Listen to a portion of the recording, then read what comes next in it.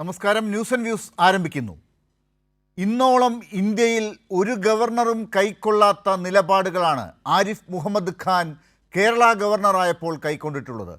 ഗവർണറും സർക്കാരും തമ്മിലുള്ള ശീതസമരങ്ങളും അസ്വാരസ്യങ്ങളും പലപ്പോഴും ഉണ്ടാകാറുണ്ടെങ്കിലും പരസ്പര ബഹുമാനത്തിൽ അത് ഒതുങ്ങുകയാണ് പതിവ്. എന്നാൽ ആരിഫ് മുഹമ്മദ് ഖാന് BJPയോടും RSSനോടുമുള്ള അതിബഹുമാനം, അതുകൊണ്ട് ഗവർണർ പദവിയെ ഉഴുതുമറിച്ച് കിളച്ചിട്ടു. SFI പ്രതിഷേധത്തെ നേരിടാൻ തെരുവിലിറങ്ങിയ ഗവർണർ തനിക്ക് സർക്കാർ സുരക്ഷ നൽകുന്നില്ലെന്ന് രാഷ്ട്രപതിക്ക് കത്ത് നൽകിയ ഗവർണർ, ബില്ലുകൾ ഒപ്പിടുന്ന കാര്യത്തിൽ ഭരണഘടനയെ വരെ പ്രതിസന്ധിയിലാക്കിയ ഗവർണർ, സർക്കാരിൻ്റെ പ്രവർത്തനങ്ങളെ തടസ്സപ്പെടുത്തി കേരളത്തിലെ ജനങ്ങളെ ധർമ്മസങ്കടത്തിലാക്കിയ ഗവർണർ, നിയമം പോലും നോക്കാതെ സർവകലാശാലയുടെ അധികാരം സംബന്ധിച്ച് സർക്കാരുമായി യുദ്ധം. ആരിഫ് മുഹമ്മദ് ഖാൻ്റെ ഗവർണർ കാലം കേരള ഭരണ ചരിത്രത്തിലെ കളങ്കപർവമായി മാറി. കാർഷിക സമരത്തിൻ്റെ കാര്യത്തിലും പൗരത്വ നിയമ ഭേദഗതിയുടെ കാര്യത്തിലും ഗവർണർ തനി BJPക്കാരനാണെന്ന പരസ്യ നിലപാടെടുത്തു. ആദ്യമൊക്കെ സർക്കാരിനൊപ്പം നിന്ന പ്രതിപക്ഷം പതുക്കെ കെ സുധാകരൻ്റെയും VD സതീശൻ്റെയും നേതൃത്വത്തിൽ മൃദു RSS സമീപനം കൈക്കൊണ്ടെന്ന ആരോപണം നേടിയെടുത്തു. ലോകായുക്ത നിയമത്തിലെ ഭേദഗതിക്കെതിരെ പ്രതിപക്ഷവും ഗവർണറും ഒരേ നിലപാടുകാരായിരുന്നു. സർവകലാശാലയിലെ വൈസ് ചാൻസലർ നിയമനം, സിൻഡിക്കേറ്റ് അംഗങ്ങളെ നിശ്ചയിക്കൽ, ഇതേ തുടർന്നുണ്ടായ SFI പ്രതിഷേധം, ബില്ലുകൾ പിടിച്ചുവെക്കൽ, ഇതൊക്കെ വന്നതോടെ ആരിഫ് മുഹമ്മദ് ഖാൻ ഗവർണർ പദവി പോലും മറന്നു പെരുമാറി. എല്ലാം കേന്ദ്രത്തെ പ്രീതിപ്പെടുത്തി വലിയ കസേരകൾ മോഹിച്ചാണെന്ന് വിമർശനമുയർന്നു. ഒടുവിൽ 5 കൊല്ലം പൂർത്തിയാക്കിയപ്പോൾ വീണ്ടും ഒരവസരം കൊടുക്കുമെന്ന് കരുതിയിരിക്കുമ്പോഴാണ് ആരിഫിനെ മാറ്റി കടുത്ത സംഘപരിവാറുകാരൻ അർലേക്കറെ പുതിയ ഗവർണറായി നിയമിക്കുന്നത്. RSSലൂടെ സജീവ രാഷ്ട്രീയത്തിലെത്തിയ അർലേക്കർ ഗവർണറാകുമ്പോൾ ആരിഫിനെ കടത്തിവെട്ടുമോ എന്നാണ് നിരീക്ഷകർ ഉറ്റുനോക്കുന്നത്. ന്യൂസ് ആൻഡ് വ്യൂസ് ഈ വിഷയം പരിശോധിക്കുന്നു. ഇന്ന് ചർച്ചയിൽ ചേരുന്നവർ: CPIM നേതാവ്, മുൻ MP കൂടിയായ ഡോക്ടർ A. സമ്പത്ത്, കോൺഗ്രസ് വക്താവ് അഡ്വക്കേറ്റ് അനിൽ ബോസ്, BJP വക്താവ് പ്രശാന്ത് ശിവൻ, ഇടതു നിരീക്ഷകൻ അഡ്വക്കേറ്റ് N. ലാൽകുമാർ എന്നിവർ. ഏറ്റവും ആദ്യം പ്രശാന്ത് ശിവൻ, ഭരണഘടനയെ മാനിച്ച് പ്രവർത്തിക്കണം എന്നാണ് പുതിയ ഗവർണറോട് CPMൻ്റെ സംസ്ഥാന സെക്രട്ടറി പറയുന്നത്. അതായത് നിലവിലുള്ള ഗവർണർ ഭരണഘടനയെ മാനിക്കുന്നതിൽ എന്ത് നിലപാടാണ് സ്വീകരിച്ചത് എന്നത് ഞാനിപ്പോൾ പറഞ്ഞ ആ മുഖത്തിലുണ്ട്. കേരളം മുഴുവൻ ഈ 5 കൊല്ലം ചർച്ച ചെയ്തതുമാണ്. എന്താണ് BJP അക്കാര്യത്തിൽ ഒരു ഉറപ്പ് നൽകുമോ സംസ്ഥാനത്തിന്?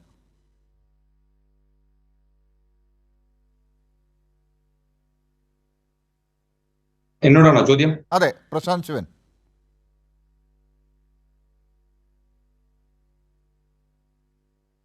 പ്രശാന്ത് ശിവൻ, താങ്കളോടാണ്.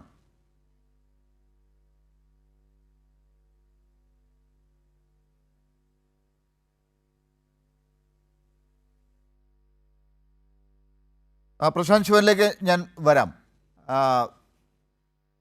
അഡ്വക്കേറ്റ് സമ്പത്ത്, ഡോക്ടർ സമ്പത്ത്, ഇപ്പോൾ ഈ കാര്യത്തിൽ ഇനി കൂടുതൽ ചർച്ച കേരളത്തിൽ വേണോ എന്നുള്ള കാര്യം സംശയമുണ്ട്. സാധാരണ ജനങ്ങൾ പോലും ഗവർണർ മാറുന്നു എന്ന് പറയുമ്പോൾ അവരുടെ പ്രതികരണങ്ങൾ ഇപ്പോൾ വരുന്നുണ്ട്. അവർക്ക് പ്രത്യേക വിശദീകരണത്തിൻ്റെ ഒന്നും ആവശ്യം വരുന്നില്ല. എന്താണ് ആരിഫ് മുഹമ്മദ് ഖാൻ പോയി അർലേക്കർ വരുന്നു എന്ന് കാണുമ്പോൾ സംസ്ഥാനം ഇപ്പോൾ ആലോചിക്കുന്നത്? ഡോക്ടർ ലാൽ,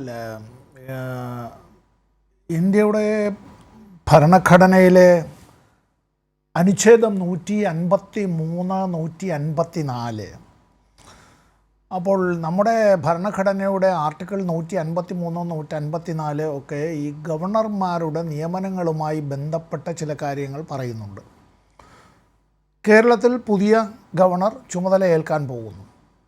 അദ്ദേഹത്തിൻ്റെ രാഷ്ട്രീയ അഭിപ്രായങ്ങൾ എന്തു തന്നെയായിരുന്നാലും അദ്ദേഹത്തിൻ്റെ മിക്കവാറും നമ്മുടെ നാട്ടിലെ ഈ ഇന്ത്യ എന്ന രാഷ്ട്രത്തിൽ ആദ്യം മുതൽ തന്നെ ഇപ്പോഴും അത് പലപ്പോഴായി പല ഗവർണർമാരും സംസ്ഥാനങ്ങളും തമ്മിലുള്ള ബന്ധത്തെ സംബന്ധിച്ച് യൂണിയൻ ഗവൺമെൻറ്റും സംസ്ഥാനങ്ങളും തമ്മിലുള്ള ബന്ധത്തെ സംബന്ധിച്ചൊക്കെ തന്നെ വളരെ മുമ്പ് ആദ്യം അതൊരു അഡ്മിനിസ്ട്രേറ്റീവ് റിഫോംസ് കമ്മീഷനായിരുന്നു, പിന്നീട് സർക്കാരിയ കമ്മീഷൻ റിപ്പോർട്ട് വന്നു, അതുപോലെ പുഞ്ചി കമ്മിറ്റി റിപ്പോർട്ട് വന്നു. അങ്ങനെ നിരവധി കമ്മിറ്റികളുടെ റിപ്പോർട്ടുകളെല്ലാം ഉണ്ട്. ആ റിപ്പോർട്ടുകളൊക്കെ അത് കാലാകാലങ്ങളിലെ ഗവൺമെൻറ്റുകൾ അത് വേണ്ട വിധത്തിൽ യൂണിയൻ ഗവൺമെൻറ്റുകൾ അത് പരിഗണിച്ചില്ല. അതുമായി ബന്ധപ്പെട്ടുള്ള സർവകക്ഷി യോഗങ്ങൾ വിളിച്ചുകൂട്ടി അത്തരത്തിലൊരു ഇക്കാര്യത്തിൽ നീതിപൂർവമായ നമ്മുടെ ശക്തമായ കേന്ദ്രം സംതൃപ്തമായ സംസ്ഥാനങ്ങൾ എന്നുള്ള നിലയിൽ ഒരു കോഓപ്പറേറ്റീവ് ഫെഡറലിസത്തിന് വേണ്ട അടിസ്ഥാനപരമായ കാര്യങ്ങളാണ്. അത് ഉണ്ടായില്ല എന്നുള്ള നിർഭാഗ്യകരമായ കാര്യമാണ്. ഇന്നിപ്പോൾ CPIMൻ്റെ കേരള സംസ്ഥാന കമ്മിറ്റിയുടെ സെക്രട്ടറി MV ഗോവിന്ദൻ മാസ്റ്റർ പറഞ്ഞിട്ടുള്ളത് പോലെ ഒരു ഗവർണർ പുതുതായി ചുമതല ഏറ്റെടുക്കുന്നു. അദ്ദേഹത്തിൻ്റെ പ്രവർത്തനങ്ങളെ വിലയിരുത്തിക്കൊണ്ടായിരിക്കും സ്വാഭാവികമായി CPIM എന്ന രാഷ്ട്രീയ കക്ഷിയും കേരളത്തിലെ LDFും കേരളത്തിലെ ഗവൺമെൻറ്റും ഇക്കാര്യത്തിൽ വിലയിരുത്തുക എന്നുള്ളത് മാത്രമല്ല, കേരള സംസ്ഥാനം ആകെ വിലയിരുത്തുക.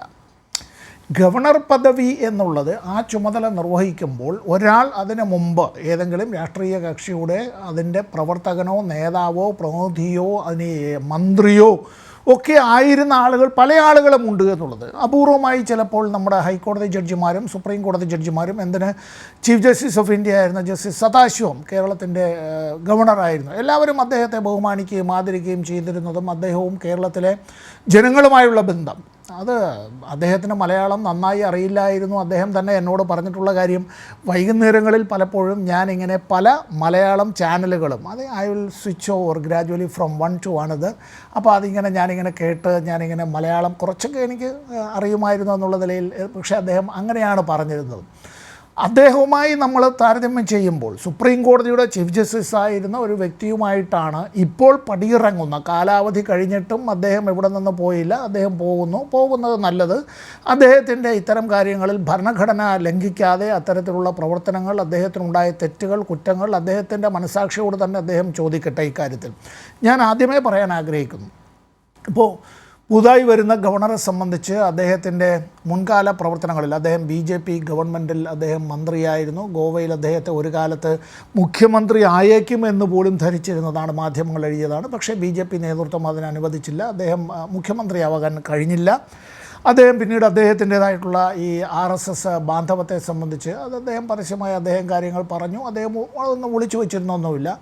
ഈ സോഷ്യൽ മീഡിയയിൽ അദ്ദേഹത്തിൻ്റേതായുള്ള അഭിപ്രായ പ്രകടനങ്ങൾ പലതുമെല്ലാം വന്നിട്ടുണ്ട്. എന്നാൽ ഗവർണർ പദവിയിലേക്ക് വരുമ്പോൾ ഇന്ത്യൻ ഭരണഘടനയുടെ അനുച്ഛേദം 200 നിഷ്കർഷിക്കുന്ന നിലയിലുള്ള ആ ഉത്തരവാദിത്വങ്ങൾ നിർവഹിക്കുക എന്നുള്ളത് ആ ഗവർണറുടെ ചുമതലയാണ്, കടമയാണ്, ബാധ്യത എന്നല്ല ഞാൻ പറയുന്നത്. It is the primary duty of a governor as the constitutional head of the state. Doctor Sampath, ഇപ്പോൾ ആരിഫ് മുഹമ്മദ് ഖാൻ എന്ന ഗവർണർ സംസ്ഥാനത്ത് ഏതൊക്കെ മേഖലകളിലാണ് അദ്ദേഹം സംസ്ഥാന സർക്കാരിനെ ഭരണഘടനയെ തന്നെ മറ്റൊരർത്ഥത്തിൽ പ്രതിസന്ധിയിലാക്കുന്ന പരാതിയുള്ളത് എന്നുള്ളത് അങ്ങേക്കറിയാം. പുതിയ ഗവർണർ വന്ന് അതിലൊക്കെ ഒരു തീരുമാനമെടുത്ത് മുന്നോട്ട് പോകേണ്ടതുണ്ട്. അതിലൊക്കെ ഒരു ആശങ്ക ഉണ്ടാകുമോ? ഈ ആരിഫ് മുഹമ്മദ് ഖാൻ ഇമ്പാക്റ്റ് ഉണ്ടാകുമോ അതിൽ പിന്നെയും?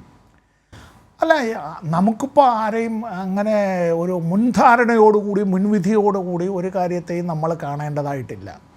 അപ്പോൾ മുമ്പ് തൻ്റെ അഭിഭാഷകയായിരുന്നപ്പോൾ തൻ്റെ വ്യക്തിപരമായ അഭിപ്രായം, തൻ്റെ രാഷ്ട്രീയ ചായ്വ് അങ്ങനെ പ്രകടിപ്പിച്ച ജസ്റ്റിസ് വിക്ടോറിയ, നമുക്കറിയാമല്ലോ, തൊട്ടപ്പുറത്ത് ചെന്നൈ ഹൈക്കോടതിയല്ല മദ്രാസ് ഹൈക്കോടതിയാണ് ഇപ്പോഴും. അത് ചെന്നൈ ഹൈക്കോടതിയല്ല, മദ്രാസ് ഹൈക്കോടതി, കൽക്കട്ട ഹൈക്കോടതി എന്നൊക്കെ തന്നെ, ബോംബെ ഹൈക്കോടതി എന്നൊക്കെ തന്നെയാണ് പറയുന്നത്. അതൊന്നും അങ്ങനെയൊന്നും പേരുമാറ്റമൊന്നും ഉണ്ടായിട്ടില്ല. ആ മദ്രാസ് ഹൈക്കോടതിയിലെ ജഡ്ജിയാണ്.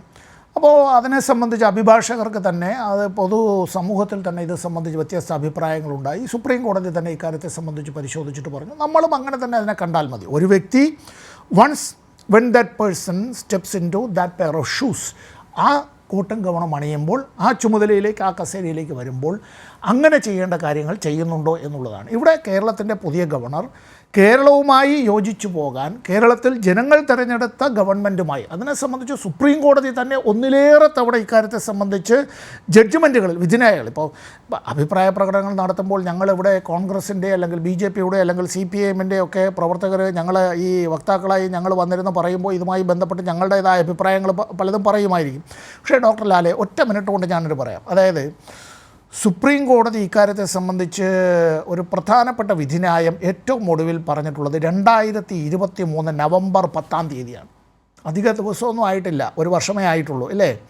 2023 നവംബർ 10 ഇന്ത്യയുടെ സുപ്രീം കോടതിയുടെ ഭരണഘടനാ ബെഞ്ച് അത് പഞ്ചാബിലെയും കേരളത്തിലെയും ഗവർണർമാരെ പ്രത്യേകം എടുത്തു പറഞ്ഞുകൊണ്ട് ആ വിധിന്യായത്തിൽ പറയുകയുണ്ടായി.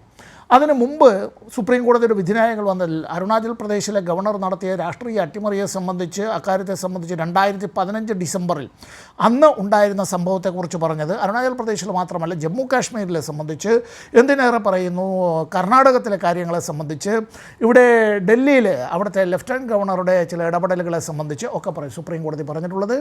തിരഞ്ഞെടുക്കപ്പെട്ട ഒരു ഗവൺമെൻറ് ആ ലെജിസ്ലേച്ചർ എന്നുള്ളത് ആ നിയമനിർമ്മാണ സഭ ജനങ്ങളോട് ഉത്തരവാദിത്വമുള്ളതാണ്. അതിനോട് ഉത്തരവാദിത്വമുള്ളതാണ് എക്സിക്യൂട്ടീവ്. അവരുടേതായിട്ടുള്ള ഉപദേശങ്ങൾക്കനുസരിച്ച് പ്രവർത്തിക്കുക എന്നുള്ളത് അതിനെ അട്ടിമറിക്കുന്നതിന് വേണ്ടിയുള്ള അധികാരം അതിൻ്റെ ചുരുക്കം ഇതാണ്. അതിനുള്ള അധികാരാവകാശങ്ങൾ ഒരു ഗവർണർക്കില്ല. ഗവർണറുടെ അധികാരം എന്നുള്ളത് nothing less nothing more than. ഇത് സൈഡ് ബൈ ഇത് ഒരുമിച്ച് പോകേണ്ടതാണ് അത്തരം കാര്യങ്ങൾ. അതാണ് വാസ്തവത്തിൽ സുപ്രീം കോടതി സൂചിപ്പിച്ചിട്ടുള്ളത്. ശരി, തർക്കത്തിലേക്ക് പോകാനുള്ള അക്കാര്യത്തിൽ ഒരു മുൻവിധിയില്ല പുതിയ ഗവർണറെ കുറിച്ച്. അതാണ് നേരത്തെ ഡോക്ടർ സമ്പത്തും ചൂണ്ടിക്കാട്ടിയത്. ഞാൻ വരാം.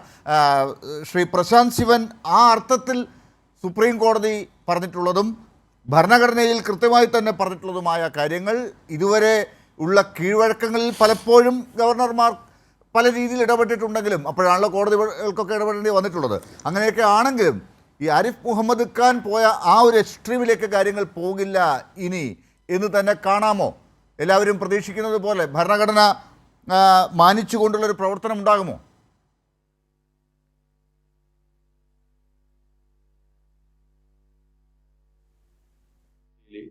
നമുക്ക് വളരെ വ്യക്തമായി മനസ്സിലാക്കാൻ സാധിക്കും. കഴിഞ്ഞ 5 വർഷവും CPM-ന്റെ നേതൃത്വത്തിലുള്ള ഇടതുപക്ഷ സർക്കാർ പല രീതിയിലും, നിങ്ങൾ നേരത്തെ സൂചിപ്പിച്ചു ഗവർണർ ഇവിടെ ഭരണഘടനയെ അട്ടിമറിക്കാൻ ശ്രമിക്കുന്നു എന്നൊക്കെ. യഥാർത്ഥത്തിൽ കേരളത്തിലെ ജനങ്ങൾക്ക് വളരെ കൃത്യമായി കാര്യങ്ങൾ ബോധ്യമാണ്. കേരളത്തിലെ ഇവിടെ ഭരിക്കുന്ന സംസ്ഥാന സർക്കാരാണ് പല സമയത്തും ഇത്തരത്തിൽ ഭരണഘടനയെ വെല്ലുവിളിക്കുന്ന തരത്തിലുള്ള ബില്ലുകൾ പാസാക്കി ഗവർണർ അടുത്ത് പോവുകയും, 2 ഇവിടെ സർവകലാശാല വിഷയത്തിലെ ഗവർണർ എന്ന മാനദണ്ഡത്തിലല്ല ചാൻസലർ എന്ന തരത്തിൽ ആ ചാൻസലറുടെ അധികാരം ഉപയോഗിച്ചുകൊണ്ട് സർവകലാശാലകളെ ഇവിടുത്തെ ഇടതുപക്ഷ സർക്കാർ അവരുടെ കൈപ്പിടിയിലേക്ക് ഒതുക്കാൻ വേണ്ടി ശ്രമിച്ച സമയത്ത് ചാൻസലർ എന്ന അധികാരം ഉപയോഗിച്ചുകൊണ്ട് അദ്ദേഹം കൃത്യമായി ഇടപെടലുകൾ നടത്തിയിട്ടുണ്ട്. ഇവിടെ സംസ്ഥാന സർക്കാർ തന്നെ നിരവധി തവണ കോടതിയിൽ പോയി അവിടെ പരാജയപ്പെട്ട അനുഭവങ്ങൾ നമ്മളെല്ലാം കണ്ടതാണ്. അപ്പൊ അതുകൊണ്ട് ഇവിടെ അദ്ദേഹം ഉപയോഗിച്ചിട്ടുള്ള ചാൻസലർ എന്ന പദവി ഉപയോഗിച്ചുകൊണ്ട് പോയതാണ്. പിന്നെ ചാൻസലർ എന്ന പദവി സംസ്ഥാന സർക്കാർ തന്നെ, സംസ്ഥാന നിയമസഭ തന്നെ നൽകിയിട്ടുള്ളതാണ്. അതിപ്പോ ഇടതുപക്ഷത്തിന്റെ കയ്യിലാണ് കേരളത്തിലെ സർവകലാശാലകൾ, അല്ലെങ്കിൽ UDF-ന്റെ കയ്യിലാണ് എന്ന് BJP പറയുമ്പോൾ മനസ്സിലാക്കാം. നിങ്ങൾക്ക് ഈ നിയമസഭയിലേക്ക് അങ്ങനെ ഒരു അധികാരവുമായി എത്താൻ സാധിക്കാത്തത് കൊണ്ട് ഈ കൂട്ടരാണ് കാലാകാലങ്ങളിൽ ഈ സർവകലാശാലകളെ കയ്യിൽ വെച്ചുകൊണ്ടിരുന്നത്, അല്ലെങ്കിൽ അവരുടെ അധികാരത്തിന്റെ കീഴിലായിരുന്നു എന്നത് മനസ്സിലാക്കാം. അതാണ് നിയമം, അതാണ് ജനാധിപത്യം. ഞാനൊന്ന് പറയട്ടെ. ഈ സർവകലാശാലകളെ CPM-ന്റെ കൈപ്പിടിയിൽ ഒതുക്കാൻ നോക്കിയ സമയത്ത് അവിടെ ചാൻസലർ എന്ന പദവി അദ്ദേഹം ഉപയോഗപ്പെടുത്തുക തന്നെയാണ് ചെയ്തത്. അദ്ദേഹത്തിന് അധികാര പരിധിക്കുള്ളിൽ നിന്നുകൊണ്ടുള്ള കാര്യങ്ങൾ തന്നെയാണ് അദ്ദേഹം ചെയ്തത്. 2 പക്ഷേ ആ ചാൻസലർ പദവിയിൽ പോലും മാറ്റങ്ങൾ വരുത്തിക്കൊണ്ട് നിയമസഭയിൽ മറ്റൊരു ബില്ല് പാസാക്കി അദ്ദേഹത്തിന് കൊടുത്തിട്ടുണ്ടായിരുന്നു ഒപ്പിടാൻ. കേട്ടില്ല. ഈ ബില്ലിലൊക്കെ ഈ സർവകലാശാലകളിലെ ചാൻസലർ പദവിയിൽ മാറ്റങ്ങൾ വരുത്തിക്കൊണ്ട് കേരള നിയമസഭ തന്നെ പാസാക്കിയ ബില്ല് അദ്ദേഹത്തിൻ്റെ മുമ്പിൽ ഇരിക്കുമ്പോഴാണ് അത് മാറ്റി വെച്ചുകൊണ്ട് അദ്ദേഹം ഇത്തരം കാര്യങ്ങളൊക്കെ ചെയ്യുന്നത്. ഇവിടെ നിന്ന് നിയമസഭയിൽ നിന്ന് അയക്കുന്ന ബില്ലുകളിൽ അദ്ദേഹം ഒപ്പിട്ട് കൊള്ളണം എന്ന് നിർബന്ധമൊന്നുമില്ല. ഇവിടെ സർക്കാർ അയക്കുന്ന ബില്ല് വേണമെങ്കിൽ അദ്ദേഹത്തിന് പിടിച്ചു വെക്കാം, വേണമെങ്കിൽ അതാണ് നിയമസഭയെ അവഹേളിക്കുന്ന, നിയമസഭയുടെ ജനാധിപത്യപരമായ അവകാശങ്ങളെ sorry to doctor Lal, doctor Lal, നമ്മൾ ദയവ് ചെയ്ത് നമ്മുടെ പ്രേക്ഷകരെ ഈ ഒരു നല്ല ക്രിസ്മസ് ദിനത്തിൽ വളരെ അപക്വമായ, അസത്യജടിലമായ, അസംബന്ധമായിട്ടുള്ള കാര്യങ്ങൾ പഠിപ്പിക്കരുത്. അത് അല്ല ഞാനത് പറയാൻ കാരണം ബി ജെ പിയുടെ അഭിപ്രായം സുപ്രീം കോടതിയുടേതായ വിധിന്യായത്തിൽ നിന്ന് ഞാൻ പറഞ്ഞോട്ടെ. അത് മാത്രം എൻ്റെ സമയം വേണമെങ്കിൽ കുറച്ചോളൂ ഡോക്ടർ ലാലെ, കുറച്ചോളൂ. സുപ്രീം കോടതിയുടേതായ വിധിന്യായം, ഏറ്റവും ഒടുവിൽ ഞാൻ പറഞ്ഞ വിധിന്യായം, അത് എല്ലാവർക്കും ബാധകമാണ്, ഇന്ത്യയുടെ രാഷ്ട്രപതിക്കും ബാധകമാണ്. ഇക്കാര്യത്തിൽ ഗവർണർമാരുടെ അധികാരങ്ങളെ സംബന്ധിച്ച് ഇന്ത്യയുടെ സുപ്രീം കോടതി പറഞ്ഞ ഒന്ന് നിയമസഭ പാസ്സാക്കി അത്തരത്തിൽ ബില്ല് നൽകിയാൽ to give assent to the bill ചെയ്യാവുന്ന കാര്യങ്ങളാണ്. 2 withhold assent to the bill, that is rejected the bill, in which case the bill fails to become law. അത് സമ്മതിച്ചു. എങ്ങനെ? റിജക്റ്റ് ചെയ്തുകൊണ്ടയക്കാം. 3 return the bill for reconsideration of the state legislature or 4 reserve the bill for the consideration of the president. ഇവിടെ അതൊന്നും അല്ല. ഇതിങ്ങനെ ഒരിക്കലും വിരിയാത്ത മുട്ടയ്ക്ക് ചില ഈ കോഴികൾ അടയിരിക്കുന്നത് പോലെ അദ്ദേഹം ഇത് തന്റെ കീഴിലേക്ക് ഇതിങ്ങനെ അടയിരിക്കുന്ന നിലയിലേക്ക് സുപ്രീം കോടതിയുടെ ജഡ്ജ്മെന്റ് വന്നതിന് ശേഷമാണ് ഇദ്ദേഹം ഇക്കാര്യത്തിൽ അടിയന്തരമായ ചില ഇടപെടലുകൾ നടത്തിയത്. അതുവരെ ഇത് തലയണ കീഴിൽ വെച്ച് അദ്ദേഹം ഉറങ്ങുകയായിരുന്നു. സുപ്രീം കോടതിയുടെ ജഡ്ജ്മെന്റ് ഇരിക്കുമ്പോൾ അത് തെറ്റിദ്ധരിപ്പിക്കരുത് നമ്മൾ ദയവ് ചെയ്ത്. അങ്ങനെ ഒരു കാര്യം കൂടിയുണ്ട്. സുപ്രീം കോടതിയുടെ വിധി വന്നതിന് ശേഷമാണ് ഈ കാര്യത്തിൽ ഒരു ഇടപെടൽ നടത്താൻ ആരിഫ് മുഹമ്മദ് ഖാൻ തയ്യാറായത്. ഇതിനകത്ത് ഞാൻ പറയുന്ന കാര്യങ്ങൾ പറഞ്ഞ് പൂർത്തിയാക്കാൻ നിങ്ങൾ അനുവദിക്കണം. ഇതിനിടയിലെ അദ്ദേഹത്തിന്റെ അവസരം വരുന്ന സമയത്ത് സമ്പത്ത് സാർ സംസാരിച്ചോട്ടെ. ഇതിനകത്ത് എല്ലാ വിഷയത്തിലും കയറി ഇടപെടരുത്. അല്ല, പ്രശാന്ത് ശിവൻ പറയൂ. ഞാൻ ഇതിനകത്തുണ്ടല്ലോ ഇടപെടാനായിട്ട്. അതിന് ഇടയ്ക്ക് എന്തെങ്കിലും ഒരു അവസരം കൊടുക്കേണ്ടതുണ്ടെങ്കിൽ അത് ഞാൻ കൊടുക്കും. കൊടുത്തിട്ട് താങ്കളിലേക്ക് തിരിച്ചു വരും. താങ്കൾ അതിനകത്ത് ഇടപെടണ്ട. താങ്കൾ പറഞ്ഞോളൂ. ഇതിനകത്ത് എന്തിനാ കയറി ഇടപെടുന്നത്? അദ്ദേഹത്തിന്റെ സമയത്തിൽ അദ്ദേഹം സംസാരിച്ചു. താങ്കൾ പറഞ്ഞോളൂ. സമയം അങ്ങനെ കൃത്യമായി ആർക്കും അങ്ങനെ കൃത്യമായി എഴുതി കൊടുത്തിട്ടില്ലല്ലോ. ഞാനല്ലേ ഇടപെടുന്നത്, ആങ്കർ ഞാനല്ലേ. ഞാൻ അംഗീകരിക്കുന്നുണ്ട്. അങ്ങ് പറഞ്ഞോളൂ.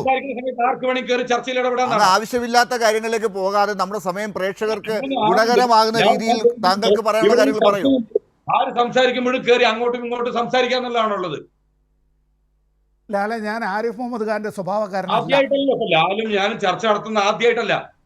പ്രശാന്ത് ശിവൻ ഇത്രയേ ഉള്ളൂ. എന്തായാലും ആരിഫ് മുഹമ്മദ് ഖാൻ നിയമസഭ പാസാക്കിയ ബില്ലിന്റെ കാര്യത്തിൽ ഈ രാജ്യം ഇതുവരെ മുന്നോട്ട് പോയിട്ടുള്ള രീതിയിലല്ല പോയത്, ഭരണഘടന പറയുന്നത് പോലെ അല്ല പോയത് എന്നുള്ളതാണ് ഇപ്പോൾ വ്യക്തമാക്കിയത്. അത് ഇനി ആവർത്തിക്കപ്പെടാതിരിക്കുമോ? ഇത്തരത്തില് ഞാൻ മറുപടി പറഞ്ഞ് അവസാനിപ്പിക്കാം. ഇവിടെ കേരളത്തില് CPM പറയുന്നത് കേട്ടുകൊണ്ട് പ്രവർത്തിക്കുന്ന തരത്തിൽ ഗവർണർ പ്രവർത്തിക്കണം എന്ന് അവർ ധരിച്ചുവെങ്കിൽ അത് അവരുടെ തെറ്റാണ്. അദ്ദേഹം ചെയ്യുന്ന പ്രവർത്തനവുമായി ബന്ധപ്പെട്ട് ഇവർക്ക് എന്തെങ്കിലും ഇപ്പോ സുപ്രീം കോടതിയിൽ പോയിട്ടുണ്ട്. ഇത്തരത്തില് അദ്ദേഹത്തിന്റെ കയ്യിലേക്ക് വരുന്ന ബില്ലുകള് അദ്ദേഹം രാഷ്ട്രപതിക്ക് അയച്ചിട്ടുണ്ട്. നേരത്തെ പറഞ്ഞു ചാൻസലർ പദവി കൊടുത്തത് രാഷ്ട്രപതിക്ക് അയച്ചിട്ടുണ്ട്. ഭാഗത്ത് നിന്നാണ് തീരുമാനം വരേണ്ടതായിട്ടുള്ളത്. ഇനി ഇത്തരത്തിൽ സർവകലാശാല അതാണ് തെറ്റിദ്ധരിപ്പിക്കുന്നു എന്ന് പറഞ്ഞത്. താങ്കൾ പറഞ്ഞതുപോലെ ഇവിടുന്ന് അയച്ച ബില്ല് ഉടനെ രാഷ്ട്രപതിക്ക് അയക്കുകയായിരുന്നില്ല. അദ്ദേഹം ആദ്യമേ തന്നെ ചെയ്യേണ്ട കാര്യങ്ങളൊന്നും ചെയ്തില്ല.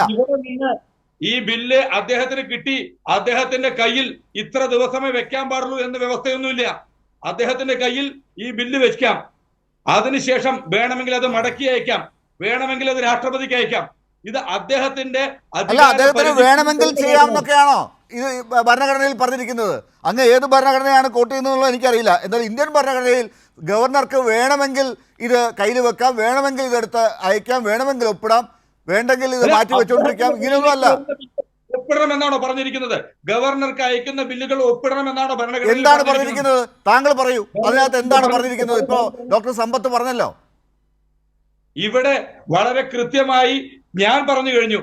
ഇതിനകത്ത് അദ്ദേഹത്തിന് ലഭിച്ച ബില്ലുകളിൽ അദ്ദേഹത്തിന് തീരുമാനം ഒപ്പിടുന്നതിന് മുൻപ് വേണമെങ്കിൽ അദ്ദേഹത്തിന് അത് പ്രസിഡന്റിന് അയക്കാം എന്നുള്ള ഒരു വകുപ്പ്. അല്ല, അവിടെയാണ് പ്രശാന്ത് ശിവൻ, അവിടെയാണ് ഞാൻ പറഞ്ഞത്. BJPക്ക് കേരള നിയമസഭയിൽ ഇതുപോലൊരു അധികാരം പ്രയോഗിക്കാനുള്ള അവസരം ഇല്ലാതിരുന്നു. അവിടെയാണ് കാലാകാലങ്ങളായി LDFനും UDFനും കിട്ടിക്കൊണ്ടിരുന്ന ഒരു അധികാരത്തിൻ്റെ അവസ്ഥ ഉപയോഗിച്ച് അവർ കേരളത്തിലെ സർവകലാശാലകൾ ഭരിച്ചിട്ടുണ്ട്. അവിടെയാണ് നിങ്ങൾക്ക് ഇടപെടാൻ കിട്ടിയൊരു അവസരം. ഗവർണർ വഴി നിങ്ങൾ ഇപ്പോൾ ഇടപെടാൻ ശ്രമിച്ചത്? അവിടെയാണ് നിങ്ങൾ ഗവർണർ അല്ല, ചാൻസലർ ആണ് അല്ല, സർവകലാശാലകൾക്കകത്ത്. അതെ, ചാൻസലർ ഗവർണറാണല്ലോ, ഗവർണറെയാണല്ലോ ചാൻസലറായി വെച്ചിരിക്കുന്നത്. അത് മാറ്റാൻ നിയമസഭ തീരുമാനിച്ചു. അപ്പോൾ അക്കാര്യത്തിലാണ് നിങ്ങൾ ഇടപെടുന്നത്, BJP ഇടപെടുന്നത്. താങ്കളെ പോലുള്ള ഒരാള് ആങ്കറുടെ ഭാഗത്ത് നിന്ന് ഇത്തരത്തിൽ സംസാരിക്കരുത്. ഏത് മാനദണ്ഡത്തിന്റെ അടിസ്ഥാനത്തിലെ, എന്ത് തെളിവിന്റെ അടിസ്ഥാനത്തിൽ നിങ്ങൾ ഗവർണർ BJP-ക്കാർക്ക് വേണ്ടി പ്രവർത്തിക്കുന്നു എന്ന് പറയുന്നത്? നിങ്ങൾ പറയുന്ന നിങ്ങളുടെ തിട്ടൂരത്തിന് വഴങ്ങിയില്ലെങ്കിൽ ഇത്തരത്തിൽ പറയുന്നതൊക്കെ കേവലം രാഷ്ട്രീയ ആരോപണം മാത്രമാണ്. ഞാൻ തിരിച്ചു വരാം. അടുത്തൊരു അനിൽ ബോസ്, ഈ കാര്യത്തിൽ ആദ്യമൊക്കെ സംസ്ഥാന സർക്കാരിൻ്റെ വാദങ്ങൾക്കൊപ്പം നിന്നതാണ് പ്രതിപക്ഷവും.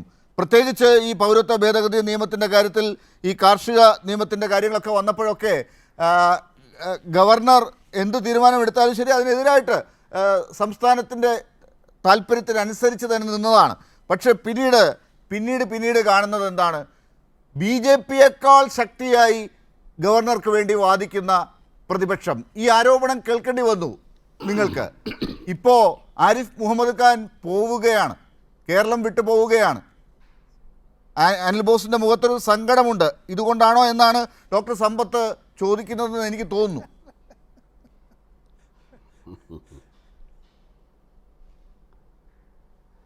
ലാലെ, നമ്മൾ ഒരു വിഷയം ചർച്ചയ്ക്കെടുക്കുമ്പോൾ രാഷ്ട്രീയം വേണം, രാഷ്ട്രീയം വേണ്ടാന്നോ നിങ്ങളുടെ രാഷ്ട്രീയം മാറ്റിവെക്കണമെന്നോ ഞാൻ പറയുന്നില്ല. പക്ഷേ ആ വിഷയത്തിൽ ഇല്ലാത്ത കാര്യങ്ങൾ നിറയ്ക്കുമ്പോൾ അതിൻ്റെ യഥാർത്ഥ ലക്ഷ്യം പാളിപ്പോവും. അതിന് തർക്കമൊന്നുമില്ല. ഇവിടെ താങ്കൾ ടൈറ്റിൽ പറഞ്ഞപ്പോഴും ഇപ്പോഴും ഞങ്ങൾ തുടക്കത്തിൽ എല്ലാ സന്ദർഭങ്ങളിലും ഞങ്ങൾ CPM-നൊപ്പം നിന്നു എന്നല്ലേ പറഞ്ഞതിനർത്ഥം? ഞങ്ങൾ CPM-നൊപ്പം നിന്നോ, അല്ലെങ്കിൽ ഞങ്ങൾ LDF-നൊപ്പം നിന്നോ? അങ്ങനാണോ കർഷക സമരത്തെയും പൗരത്വ നിയമത്തെയും നിങ്ങൾ വ്യാഖ്യാനിക്കുന്നത്? ഇന്ത്യയിലെമ്പാടും നടന്ന ബഹുജന പ്രക്ഷോഭത്തിൻ്റെ ഭാഗമായി ഒരു പൊതുവിഷയത്തിൽ കേരളത്തിന് പൊതുനിലപാട് സ്വീകരിക്കേണ്ടി വരുമ്പോൾ സംസ്ഥാനത്തെ ഭരണപ്രതിപക്ഷ വ്യത്യാസമില്ലാതെ നിയമസഭ ഐകകണ്ഠേന പ്രമേയം പാസ്സാക്കുന്നത് ഇന്നല്ല, പല സന്ദർഭങ്ങളിലും ഉണ്ടായിട്ടുണ്ട്. അത് കോൺഗ്രസും UDF-ഉം ഭരിക്കുമ്പോഴും ഉണ്ടായിട്ടുണ്ട്, അതല്ലാതെ ഇടതുപക്ഷം ഭരിക്കുമ്പോഴും ഉണ്ടായിട്ടുണ്ട്. അത് കേരളത്തിൻ്റെ പൊതു താല്പര്യം മുൻനിർത്തി ഒരു രാജ്യത്തെ ബാധിക്കുന്ന വിഷയങ്ങളിലാണ്, ജനങ്ങളെ ബാധിക്കുന്ന വിഷയങ്ങളിൽ അത്തരം സമീപനങ്ങൾ നമ്മൾ സ്വീകരിക്കാറുണ്ട്. അത് സ്വീകരിക്കുന്നത് നിങ്ങൾക്കുള്ള രാഷ്ട്രീയ നിലപാടിനുള്ള പിന്തുണയാണ് എന്ന് നിങ്ങൾ വ്യാഖ്യാനിക്കരുത്. അത് സർക്കാരും പ്രതിപക്ഷവും രണ്ടും സർക്കാരിൻ്റെ ഭാഗമാണല്ലോ. തിരഞ്ഞെടുക്കപ്പെട്ട ജനപ്രതിനിധികളെല്ലാം ചേരുന്നതാണ് സഭ, കേരളത്തിൻ്റെ നിയമനിർമ്മാണം നടത്തുന്ന സഭ. അപ്പോൾ ആ സഭയിൽ പൊതു താല്പര്യം മുൻനിർത്തി എടുക്കുന്ന സമീപനങ്ങളെ രാഷ്ട്രീയവൽക്കരണ സ്വഭാവത്തോടുകൂടി വ്യാഖ്യാനിക്കുന്നത് ശരിയല്ല എന്നാണ് പ്രാഥമികമായിട്ട് എനിക്ക് പറയാനുള്ളത്. പിന്നെ കേരളത്തിൻ്റെ ഗവർണർ, അതിപ്പോൾ ആരിഫ് മുഹമ്മദ് ഖാൻ ആയാലും മറ്റാരെങ്കിലും ആയാലും, ഇനി നാളെ വരാൻ പോകുന്ന പിന്നെ രാജേന്ദ്ര വിശ്വനാഥ് അർലേക്കർ ആയാലും ആരായാലും, ഗവർണർ വരുന്നത് രാഷ്ട്രപതിയുടെ നിർദ്ദേശപ്രകാരം കേന്ദ്ര ഗവൺമെൻറ് ശുപാർശ അനുസരിച്ച് വരുന്ന അപ്പോയിൻമെൻറ്റാണ്. അത് കേന്ദ്ര ഗവൺമെൻറ് പ്രതിനിധി അല്ലെങ്കിൽ പ്രസിഡന്റ് ഓഫ് ഇന്ത്യയുടെ പ്രതിനിധി എന്നുള്ള നിലയിൽ വരുന്ന ഗവർണർ അതാത് സംസ്ഥാനങ്ങളിലെ ഗവൺമെൻറ്റുകൾക്ക് മേൽനോട്ടം വയ്ക്കും. ആ കാര്യത്തിലൊന്നും നമുക്കാർക്കും തർക്കമൊന്നുമുള്ള കാര്യമല്ല. പിന്നെ അവരെടുക്കുന്ന സമീപനങ്ങളെ സംബന്ധിച്ച് വ്യത്യസ്തമായ അഭിപ്രായങ്ങളുണ്ടാവും. പൗരത്വ നിയമവും കർഷക സമരവും അതുമായി ബന്ധപ്പെട്ട കാർഷിക നയ ഭേദഗതിയും ഒക്കെയായി ബന്ധപ്പെട്ടെടുക്കുന്ന വിഷയങ്ങളെയും സർവകലാശാലകളുമായി ബന്ധപ്പെട്ടെടുത്തുള്ള സമീപനങ്ങളെയും ഒന്നായി കാണാൻ ശ്രമിക്കുന്നിടത്താണ് നിങ്ങൾക്ക് തെറ്റുപറ്റുന്നത്. ഇപ്പം നിങ്ങൾ കേരള ഗവൺമെൻറ് സ്വാഭാവികമായും വിദ്യാഭ്യാസ വകുപ്പിൽ സെനറ്റ് മെമ്പറെ നിയമിക്കുമ്പോൾ, സിൻഡിക്കേറ്റ് മെമ്പറെ നിയമിക്കുമ്പോൾ, വൈസ് ചാൻസലർമാരെയും പ്രോ വൈസ് ചാൻസലർമാരെയും നിയമിക്കുമ്പോൾ സംസ്ഥാന ഗവൺമെൻറ് ശുപാർശ ചെയ്യും. അത് നിങ്ങളുടെ രാഷ്ട്രീയമല്ലേ, നിങ്ങളുടെ രാഷ്ട്രീയ താല്പര്യം. ഭരിക്കുന്ന ഗവൺമെൻറ്റിൻ്റെ രാഷ്ട്രീയത്തിന് ആഭിമുഖ്യമുള്ള ആളുകളുടെ പേരുകൾ നിങ്ങൾ സജസ്റ്റ് ചെയ്യും. അത് അദ്ദേഹം ഒപ്പിട്ട് തരണം. അത് അദ്ദേഹം ഒപ്പിട്ട് തന്നില്ല. അദ്ദേഹം ചാൻസലർ എന്നുള്ള നിലയിൽ അധികാരം വിനിയോഗിച്ചു. ആ വിനിയോഗിച്ചതിൽ ചില കാര്യങ്ങളിൽ ഞങ്ങൾക്ക് വ്യത്യസ്ത അഭിപ്രായം ഉണ്ടായിരുന്നു. ആ കാര്യം മാത്രമല്ല, ഈ ചാൻസലറുടെ കാര്യത്തിൽ തന്നെ നിയമസഭ പാസാക്കിയ ബില്ലിൽ അദ്ദേഹം എടുത്ത നിലപാട് ഗവർണർ എന്നുള്ള നിലയ്ക്ക് അല്ല, ഞാൻ പറയുന്നത് കേരള ഗവൺമെൻറ്റിൻ്റെ താല്പര്യങ്ങൾക്കനുസരിച്ച് ഗവർണർ നിൽക്കണമെന്ന് ഞങ്ങൾ പറഞ്ഞിട്ടില്ല. ഗവർണറുടെ അധികാരം വിനിയോഗിക്കരുതെന്നും ഞങ്ങൾ പറഞ്ഞിട്ടില്ല. കേരള ഗവൺമെൻറ്റും ഗവർണറും തമ്മിൽ നടന്നിട്ടുള്ള തർക്കങ്ങളൊക്കെ തന്നെയും കേരള ഗവൺമെൻറ് പ്രതിസന്ധിയിലാകുന്ന ഘട്ടങ്ങളിലാണ്. അല്ല, നിങ്ങൾ പറയുന്നത് പോലെ രാഷ്ട്രീയപരമായ പോരാട്ടത്തിൻ്റെ നിയമപരമായ സാധുതകൾ വെച്ചിട്ടൊന്നും അല്ല നിങ്ങൾ കലഹിച്ചിട്ടുള്ളത്. കേരളത്തിലെ സർക്കാർ എന്നൊക്കെ പ്രതിസ്ഥാനത്ത് വന്നിട്ടുണ്ടോ, പ്രതിസന്ധി അനുഭവിച്ചിട്ടുണ്ടോ, ആ സമയത്താണ് ഗവർണർ രംഗപ്രവേശം ചെയ്തിട്ടുള്ളത്. ഗവർണർ ഇടപെട്ടിട്ടുള്ള പല വിഷയങ്ങളും നമ്മൾ പരിശോധിച്ചാൽ ആ സമയത്ത് ലൈം ലൈറ്റിൽ നിന്നിട്ടുള്ള വിഷയത്തിൽ നിന്ന് ഡൈവേർട്ട് ചെയ്ത് കേരള രാഷ്ട്രീയത്തിലെ ചർച്ചയുടെ ഗതി മാറ്റുന്ന സാഹചര്യത്തിലേക്കാണ് വന്നിട്ടുള്ളത്. കേരളത്തിലെ പ്രതിപക്ഷം സംസ്ഥാന ഗവൺമെൻറ്റിനെതിരെ ഉയർത്തിക്കൊണ്ടുവരുന്ന വിഷയങ്ങൾ ഓരോ കാര്യങ്ങളും എടുത്തു നോക്ക്. മുഖ്യമന്ത്രിയുടെ സെക്രട്ടറി ആയിട്ടിരുന്ന KK രാഗേഷിൻ്റെ കുടുംബത്തിൽപ്പെട്ട നിയമനം നമുക്കൊരു ഉദാഹരണമായിട്ട് എടുക്കാം. ആ നിയമനം അടക്കമുള്ള കാര്യങ്ങൾ ചലഞ്ച് ചെയ്യപ്പെടുമ്പോൾ അത്തരം കാര്യങ്ങൾക്ക് എതിരായ പ്രതിഷേധ സ്വഭാവം ഉയർന്നു വരുമ്പോൾ ആ പ്രതിഷേധ സ്വഭാവം ഉയർന്നു വരുന്ന സന്ദർഭത്തിൽ നിങ്ങൾ ഗവൺമെൻറ് ഉടൻ തന്നെ ഗവർണർക്കെതിരെ ബഹളം ഉണ്ടാക്കുന്നു, ഗവർണർ തിരിച്ച് ബഹളം ഉണ്ടാക്കുന്നു.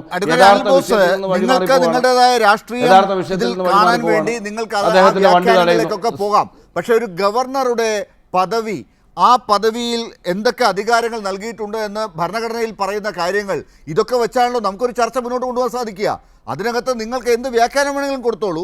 പക്ഷേ ഭരണഘടനയ്ക്കപ്പുറമുള്ള തീരുമാനങ്ങൾ ഗവർണർ എടുത്ത് പ്രതിസന്ധി ഉണ്ടാക്കുമ്പോൾ ഇന്ത്യ ഭരിച്ച പാർട്ടിയുടെ പ്രതിനിധിയാണ് താങ്കൾ.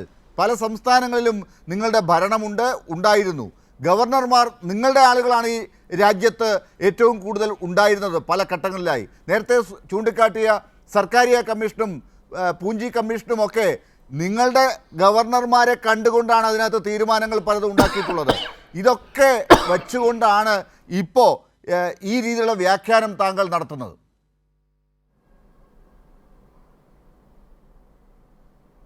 അല്ല, നമ്മൾ സത്യസന്ധമായി ഈ വിഷയത്തെ നോക്കിക്കാണണം.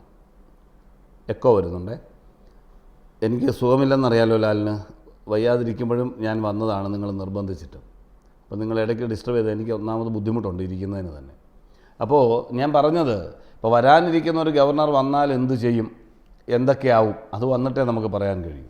നിലവിലുള്ള ഗവർണറും ഉണ്ടായിരുന്ന ഗവർണറും അദ്ദേഹത്തിൻ്റെ ഇടപെടലുകളും പല സന്ദർഭങ്ങളിലും പ്രതിപക്ഷത്തിനെതിരെ ഉണ്ടായിട്ടുണ്ട്. കേരളത്തിൻ്റെ ചരിത്രത്തിൽ ഏതെങ്കിലും ഒരു ഗവർണർ പ്രതിപക്ഷ നേതാവിനെ വിമർശിച്ച് കേട്ടിട്ടുണ്ടോ?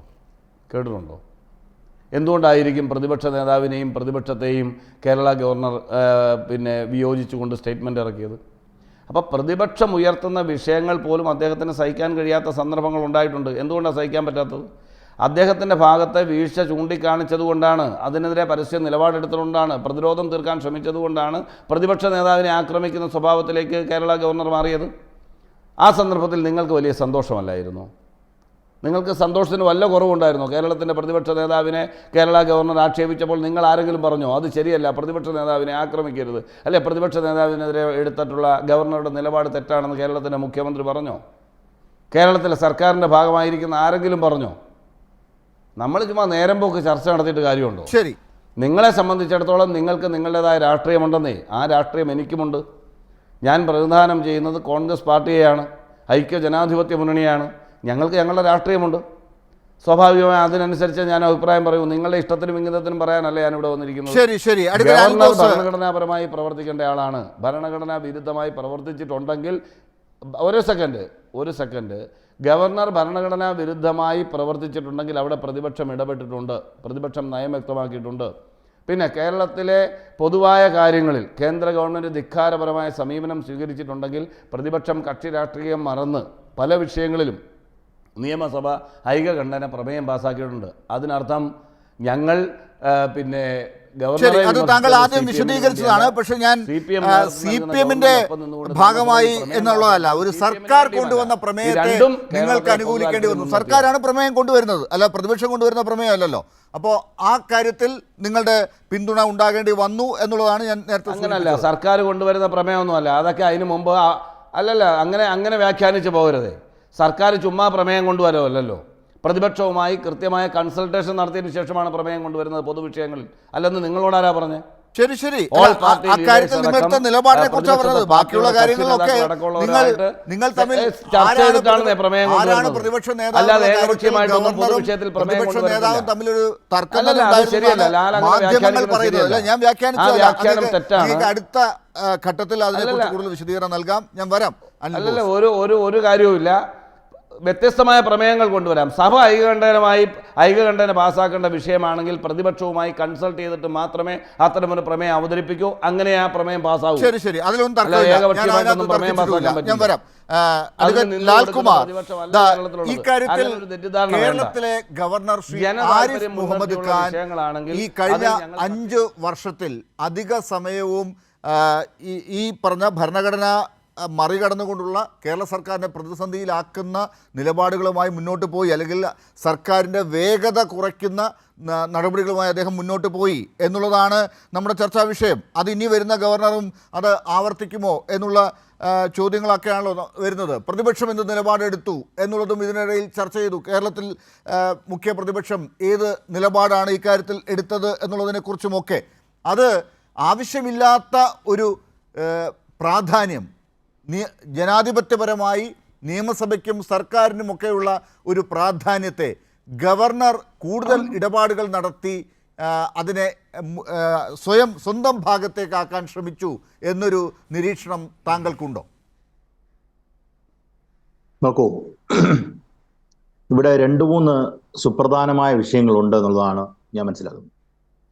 ഇപ്പോൾ ഒരു ഗവർണർ എന്ന് പറയുന്ന പദവി എങ്ങനെയാണ് കേന്ദ്ര സർക്കാർ നമ്മളിലേക്ക് നമ്മുടെ ഫെഡറൽ തത്വങ്ങളെ ലംഘിച്ചുകൊണ്ട് അടിച്ചേൽപ്പിക്കുന്ന ഒരു രീതി, ഒരു യൂണിറ്ററി ബയാസ് എങ്ങനെ കൊണ്ടുവരാം എന്നുള്ളൊരു ശ്രമം നടക്കുന്നു. ഡോക്ടർ അത് ലാൽകുമാർ പറയുന്നത് കേൾക്കുന്നില്ല കേട്ടോ.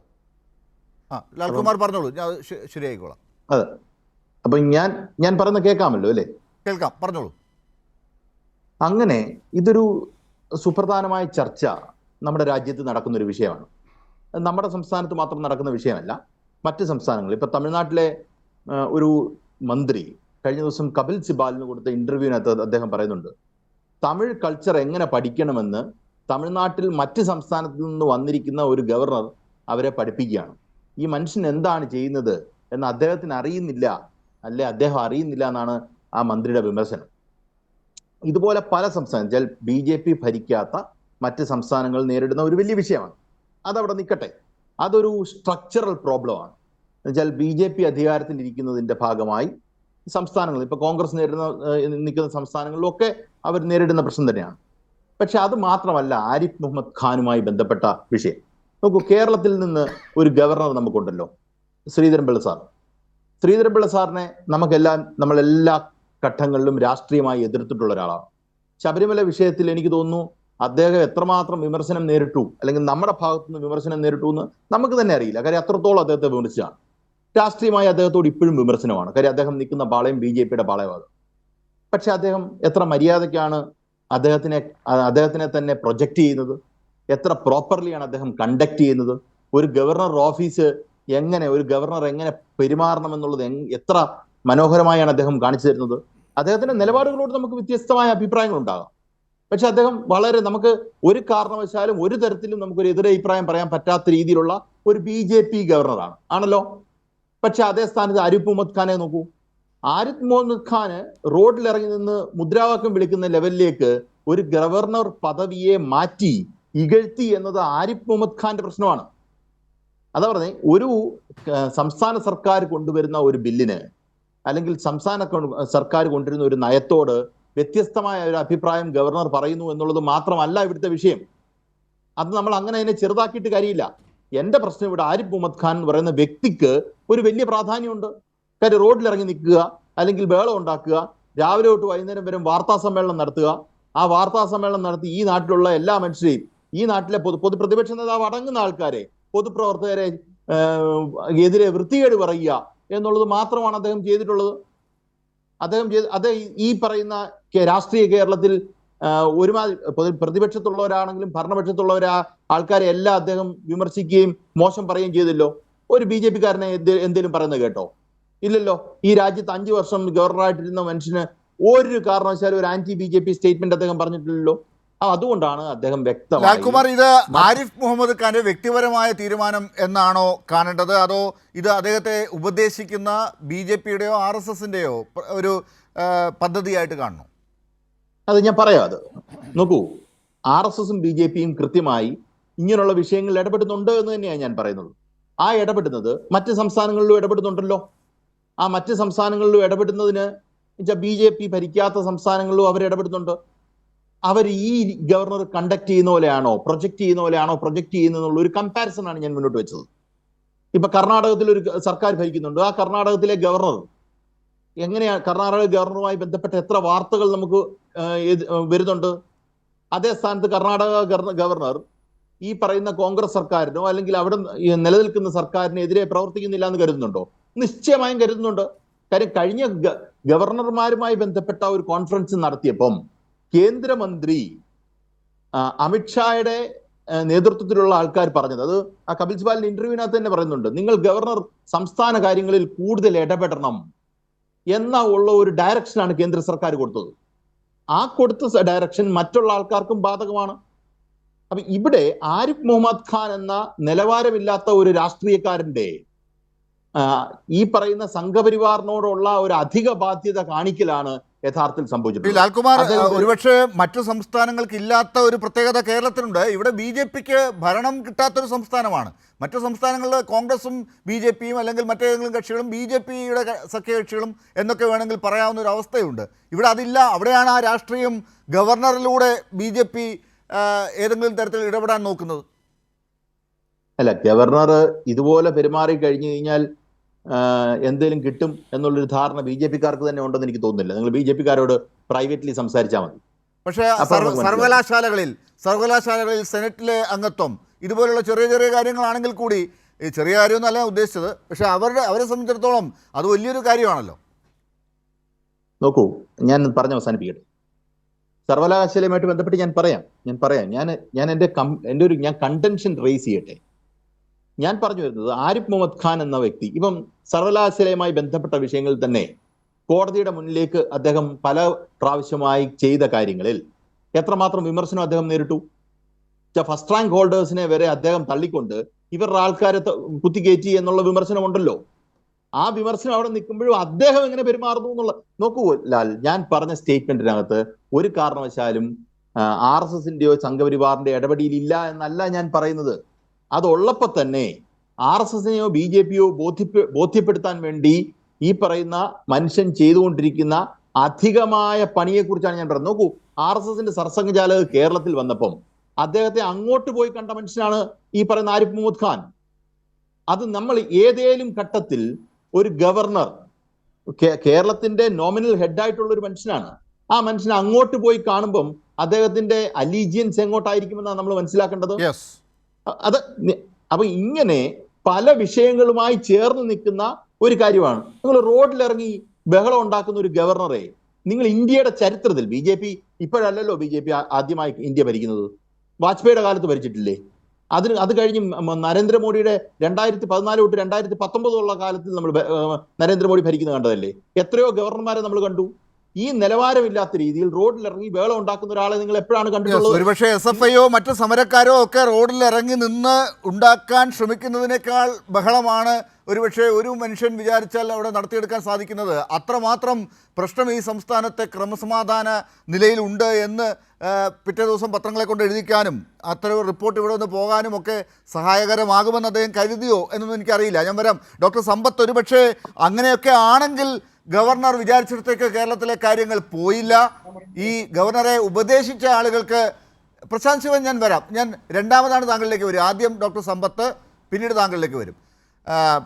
ഡോക്ടർ സമ്പത്ത്, അപ്പോൾ ആ അർത്ഥത്തിൽ കാര്യങ്ങൾ പോയില്ല. അദ്ദേഹത്തെ ഉപദേശിച്ച ആളുകൾക്കും ആ അർത്ഥത്തിൽ ഒരു അടിയാണ് കിട്ടിയത്. അതിവിടെ നടപ്പിലായില്ല എന്ന് വേണമോ കാണാൻ? ഡോക്ടർ ലാൽകുമാറെ, നമ്മുടെ BJPയുടെ പ്രതിനിധി എന്തോ പറയാനായി അദ്ദേഹം ആഗ്രഹിക്കുന്നുണ്ട്. ഞാൻ അദ്ദേഹത്തിൻ്റെ സമയം അപഹരിക്കുകയല്ല. അപ്പോൾ ഇന്നൊരു പ്രധാനപ്പെട്ട വാർത്ത രാജ്യമെമ്പാടും ചർച്ച ചെയ്യപ്പെടുകയാണ്. നമ്മൾ ഈ വിർച്വൽ അറസ്റ്റ് എന്നൊക്കെ പറഞ്ഞിട്ട് കേട്ട് ആളുകളെ വല്ലാതെ ഭയപ്പെടുത്തിയിരുന്ന, കോടിക്കണക്കിന് രൂപ ആളുകളിൽ നിന്ന് അത്തരത്തിൽ വിർച്വൽ അറസ്റ്റ് എന്ന് പറഞ്ഞ് നടത്തിയിരുന്ന ഒരാൾ, രാജ്യാന്തര കുറ്റവാളിയായി പ്രഖ്യാപിക്കപ്പെട്ടയാൾ BJPയുടെ യുവജന വിഭാഗത്തിൻ്റെ നേതാവാണ് എന്നതും അദ്ദേഹം പശ്ചിമ ബംഗാളിൻ്റെയും ബംഗ്ലാദേശിൻ്റെയും അതിർത്തിയിൽ ഒളിവിലായിരുന്നത് കേരള പോലീസ് ഇവിടെ നിന്ന് അന്വേഷണ സംഘം അവിടെ പോയി അറസ്റ്റ് ചെയ്തു എന്നുള്ളതൊരു വാർത്ത ഇന്നല്ല. നമ്മുടെ മാധ്യമങ്ങളിൽ നാളെ ഇത് അച്ചടി മാധ്യമങ്ങളിലും വരാൻ പോകുന്നില്ല വിർച്വൽ അറസ്റ്റിനെ സംബന്ധിച്ച്. ഈ വിർച്വൽ അറസ്റ്റിന് ആളുകളെ ഇങ്ങനെ പ്രേരിപ്പിച്ച് ഭീഷണിപ്പെടുത്തി പണം പിടുങ്ങിയ BJPയുടെ യുവജന നേതാവിനെ കടത്തിവെട്ടുന്ന നിലയിലാണ് ഇവിടെ ശ്രീ ആരിഫ് മുഹമ്മദ് ഖാൻ കേരളത്തിൽ അദ്ദേഹത്തിൻ്റെ ഗവർണർ പദവിയുടെ നല്ലൊരു പങ്കും വിനിയോഗിച്ചത്.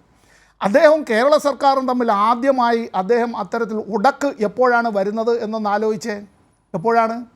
പൗരത്വ നിയമ ഭേദഗതിയുമായി ബന്ധപ്പെട്ട വിഷയത്തിലാണ് ആ ഉടക്ക് വരുന്നത്. അതിലിപ്പോൾ ഇവിടെ കോൺഗ്രസിൻ്റെ പ്രതിനിധി ഇവിടെ സൂചിപ്പിച്ചതുപോലെ ശ്രീ അനിൽ ബോസ് സൂചിപ്പിച്ചൊരു കാര്യമുണ്ട്. പ്രമേയം ഇപ്പോൾ അത് സർക്കാർ അവതരിപ്പിക്കുന്നു എന്നുള്ളത് സ്വാഭാവികമായ അത്തരം കാര്യങ്ങളിൽ ഗവൺമെൻറ്റും മറ്റ് രാഷ്ട്രീയ കക്ഷികൾ ഇപ്പോൾ പാർലമെൻറ്റിലാണ് എങ്കിൽ അവിടെ വരുമ്പോഴത്തേക്ക് എല്ലാ കക്ഷികളുടെ നേതാക്കളുമായിട്ട് കൂടി ആലോചിച്ചിട്ടായിരിക്കും ഒരു പൊതുവിലുള്ള റെസൊല്യൂഷൻ വരിക സാധാരണഗതിയിൽ. ഇവിടെ അത്തരത്തിലുള്ളൊരു കാര്യത്തിൻ്റെ വന്നിട്ട് അത് കേരള നിയമസഭയുടെ പ്രമേയമാണ്. കേരള നിയമസഭയുടെ പ്രമേയം എന്ന് പറഞ്ഞാൽ അത് കേരളത്തിൻ്റെ മനസ്സാണ്, മനസാക്ഷിയാണ്, കേരളത്തിൻ്റെ നിയമസഭയാണ് പ്രതിദാനം ചെയ്യുക. രാഷ്ട്രീയ പാർട്ടികളൊക്കെ ഉണ്ട് എന്നുള്ളത് ശരിയാണ്. പക്ഷേ ഐകകണ്ഠേന അത്തരത്തിൽ ഒരു പ്രമേയം പാസ്സാക്കപ്പെടുമ്പോൾ കേരളത്തിലെ ഗവർണർ അതിനെതിരായ നിലപാടെടുക്കുക, കർഷക പ്രക്ഷോഭവുമായി ബന്ധപ്പെട്ട കാര്യത്തിൽ കേരളത്തിലെ നിയമസഭ ഐകകണ്ഠേന നിലപാടെടുക്കുമ്പോൾ അതിനെതിരായി കേരളത്തിലെ ഗവർണർ നിലപാടെടുക്കുക. അപ്പോൾ അത്തരം കാര്യങ്ങളിൽ ഇവിടെ നമ്മൾ മനസ്സിലാക്കേണ്ടത് ഇന്ത്യ ഗവൺമെൻറ് ഇത്തരത്തിൽ രാഷ്ട്രപതിയുടെ വാറണ്ടിൻ്റെ അടിസ്ഥാനത്തിൽ നിയമിക്കുന്ന, ഞാനിപ്പോൾ ശ്രീ ആരിഫ് മുഹമ്മദ് ഖാൻ ഡൽഹിയിൽ അദ്ദേഹത്തിനൊരു തണുത്ത ആ ഒരു വൈകുന്നേരം വാറണ്ട് കൊണ്ടുവന്ന് അദ്ദേഹത്തിന് കൊടുത്തത് ഈ കൈകൾ കൊണ്ടാണ്. കേരളത്തിൻ്റെ മുഖ്യമന്ത്രി സഖാവ് പിണറായി വിജയൻ്റെ നിർദ്ദേശമനുസരിച്ച് അന്ന് ഡൽഹിയിൽ കേരള ഹൗസിൽ റെസിഡൻറ്റ് കമ്മീഷണറായിരുന്ന IAS ഉദ്യോഗസ്ഥൻ പുനീത് കുമാറും ഞാനും കൂടിയാണ് പോകുന്നത്. അദ്ദേഹത്തിൻ്റെ വീട്ടിൽ കൊണ്ടുവന്ന് വൈകുന്നേരം കൊടുക്കുന്നത്. അദ്ദേഹവുമായി ആ വിധത്തിലുള്ള ഒരു സൗഹാർദ്ദവും മറ്റ് ബന്ധങ്ങളും ഒക്കെ അവിടെ ഇരിക്കട്ടെ. പക്ഷേ അദ്ദേഹം കേരളത്തിൽ വലിയ പങ്ക് ഏറിയ കൂറും കേരളത്തെ അപമാനിക്കാനാണ്. അല്ലാതെ CPIഎമ്മിനെയോ LDFനെയോ കേരളത്തിലെ ഗവൺമെൻറ്റിനെയോ ഒന്നല്ല, കേരളത്തെ അപമാനിക്കാൻ. അദ്ദേഹം പറഞ്ഞതിൻ്റെ ഒരു കാര്യം ഞാൻ പറയട്ടെ, കേരളത്തിൻ്റെ വരുമാനം എന്നുള്ളത് ഈ മദ്യക്കച്ചവടത്തിൽ കൂടിയും ലോട്ടറിയിൽ കൂടിയുമാണ്. അദ്ദേഹം പറഞ്ഞൊരു കാര്യം, കേരളത്തിലെ ചില ജില്ലകളെ വിളിച്ചത് അതിനു മുമ്പ് ബ്ലഡി എന്ന് പറഞ്ഞുകൊണ്ടാണ്. ഒരമ്മ തൻ്റെ മക്കളെ കാണുന്നത് പോലെ ഒരു സംസ്ഥാനത്തെ ജില്ലകളെ കാണേണ്ടുന്ന ഒരു ഗവർണറുടെ വായിൽ നിന്ന് വന്നത് തൻ്റെ മക്കളെ തെറി വിളിക്കുന്നതിനേക്കാൾ വല്ലാതെ അത്തരത്തിൽ പറഞ്ഞൊരു കാര്യം. ഇവിടെ ഞാനിപ്പോൾ ഈ ചാൻസലർമാരുമായി ബന്ധപ്പെട്ടൊരു കാര്യത്തിൻ്റെ ചോദ്യം, ഇന്ത്യയിൽ ആദ്യമായി അത്തരത്തിൽ ഒരു സംസ്ഥാന ഗവർണറെ ചാൻസലർ പദവിയിൽ നിന്ന് മാറ്റിയത് എവിടെയാണ്? ഗുജറാത്തിലല്ലേ? അതിനുശേഷം മാറ്റിയില്ലേ പശ്ചിമ ബംഗാളിലടക്കം?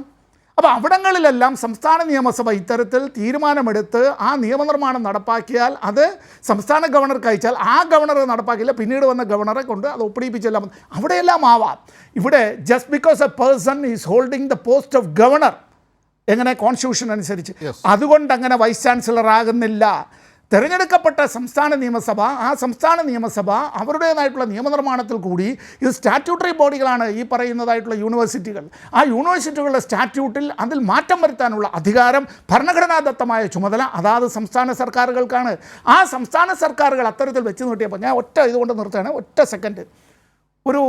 ഏതെങ്കിലും ഒരു മണ്ഡലത്തിൽ നിന്ന് തിരഞ്ഞെടുക്കപ്പെട്ട നിയമസഭാംഗം MLA, ഇന്ത്യയിൽ എവിടെയോ ആവട്ടെ, ആ MLA ചിലപ്പോൾ ഏതെങ്കിലും ഒരു ആർട്സ് ആൻഡ് സ്പോർട്സ് ക്ലബിൻ്റെ അതിൻ്റെ ചെയർമാനാണ് എന്ന്, പ്രസിഡൻ്റാണ് എന്ന് അതിൻ്റെ ബൈലോയിൽ എഴുതി വച്ചിട്ടുള്ളത് കൊണ്ട് ഞാനാണ് ചെയർമാൻ, അതുകൊണ്ട് ഞാൻ തീരുമാനിക്കുന്നതനുസരിച്ച് ഭരണസമിതി കൂടിയാൽ മതി എന്ന് ആ ചെയർമാൻ തീരുമാനിക്കുകയും ഇവർ ഇത്തരത്തിൽ അവിടെ തിരഞ്ഞെടുക്കപ്പെടുന്നതായിട്ടുള്ള അവർക്ക് ആർക്കും ഒരു അധികാരവുമില്ല എന്ന് പ്രഖ്യാപിച്ചാൽ ചണ്ഡീഗഡിലെ മേയർ തെരഞ്ഞെടുപ്പിൽ ഇല്ലാത്ത അധികാരം നോമിനേറ്റ് ചെയ്യപ്പെട്ട ഒരു BJP കൗൺസിലർ തന്നെ അത്തരത്തിൽ ഭരണാധികാരിയായിരുന്നു കൊണ്ട് 8 വോട്ടിൽ കൃത്രിമം കാണിച്ചത് സുപ്രീം കോടതി കയ്യോടെ പിടിച്ചതിന് ഇപ്പോഴും BJP ഇരുട്ടിൽ തപ്പുകയാണ്, ന്യായം പറയാൻ കഴിയാതെ. അത് ഇതിനേക്കാൾ എത്രയോ മെച്ചമാണ്. പ്രശാന്ത് ശിവൻ, ഒരുപക്ഷെ ഈ കാര്യങ്ങളൊക്കെ ഭരണഘടനയിൽ എഴുതി വച്ചിട്ടുണ്ടോ? ഇത്ര ദിവസം കൊണ്ട് കാര്യങ്ങൾ ഒപ്പിടണം എന്ന് പറഞ്ഞ് വാദിക്കാൻ പറ്റുന്നതാണോ? 2, ഇത് ചാൻസലറുടെയൊക്കെ അധികാരം ഉപയോഗിച്ചല്ലേ കാര്യങ്ങൾ ചെയ്യുന്നത്? ഇനി തർക്കമുണ്ടെങ്കിൽ നിങ്ങൾ കോടതിയിൽ പോകൂ, കോടതി പറയുന്നത് കേട്ടില്ലേ എന്ന് പറഞ്ഞുകൊണ്ട് കോടതിയുടെ അന്തിമ തീരുമാനം ഓരോരോ ഘട്ടത്തിൽ അടുത്തടുത്ത അപ്പീലുകൾ കൊടുത്തു പോകുന്നതാണ്. അവിടേക്കൊക്കെ എത്തുമ്പോഴേക്കും നമ്മുടെ 5 കൊല്ല കാലാവധി കഴിയുന്നു എന്നുള്ളതാണ് ഇപ്പോൾ നമ്മുടെ അനുഭവത്തിൽ നിന്ന് മനസ്സിലാകുന്നത്. അപ്പോൾ ഇതൊക്കെ ആർക്ക് വേണ്ടിയിട്ടായിരുന്നു എന്ന് നോക്കുമ്പോൾ അതാണ് നേരത്തെ ചർച്ചയിൽ വന്നത്. സംസ്ഥാനത്തെ BJPക്ക് ഇതിൽ എന്തെങ്കിലും റോളുണ്ടോ? RSSന് എന്തെങ്കിലും റോളുണ്ടോ? കേരളം എന്നത് ഇങ്ങനെയാണ് BJPക്ക് കൈകാര്യം ചെയ്യാൻ പറ്റുക എന്നത് BJP മനസ്സിലാക്കിയിട്ടുണ്ടോ?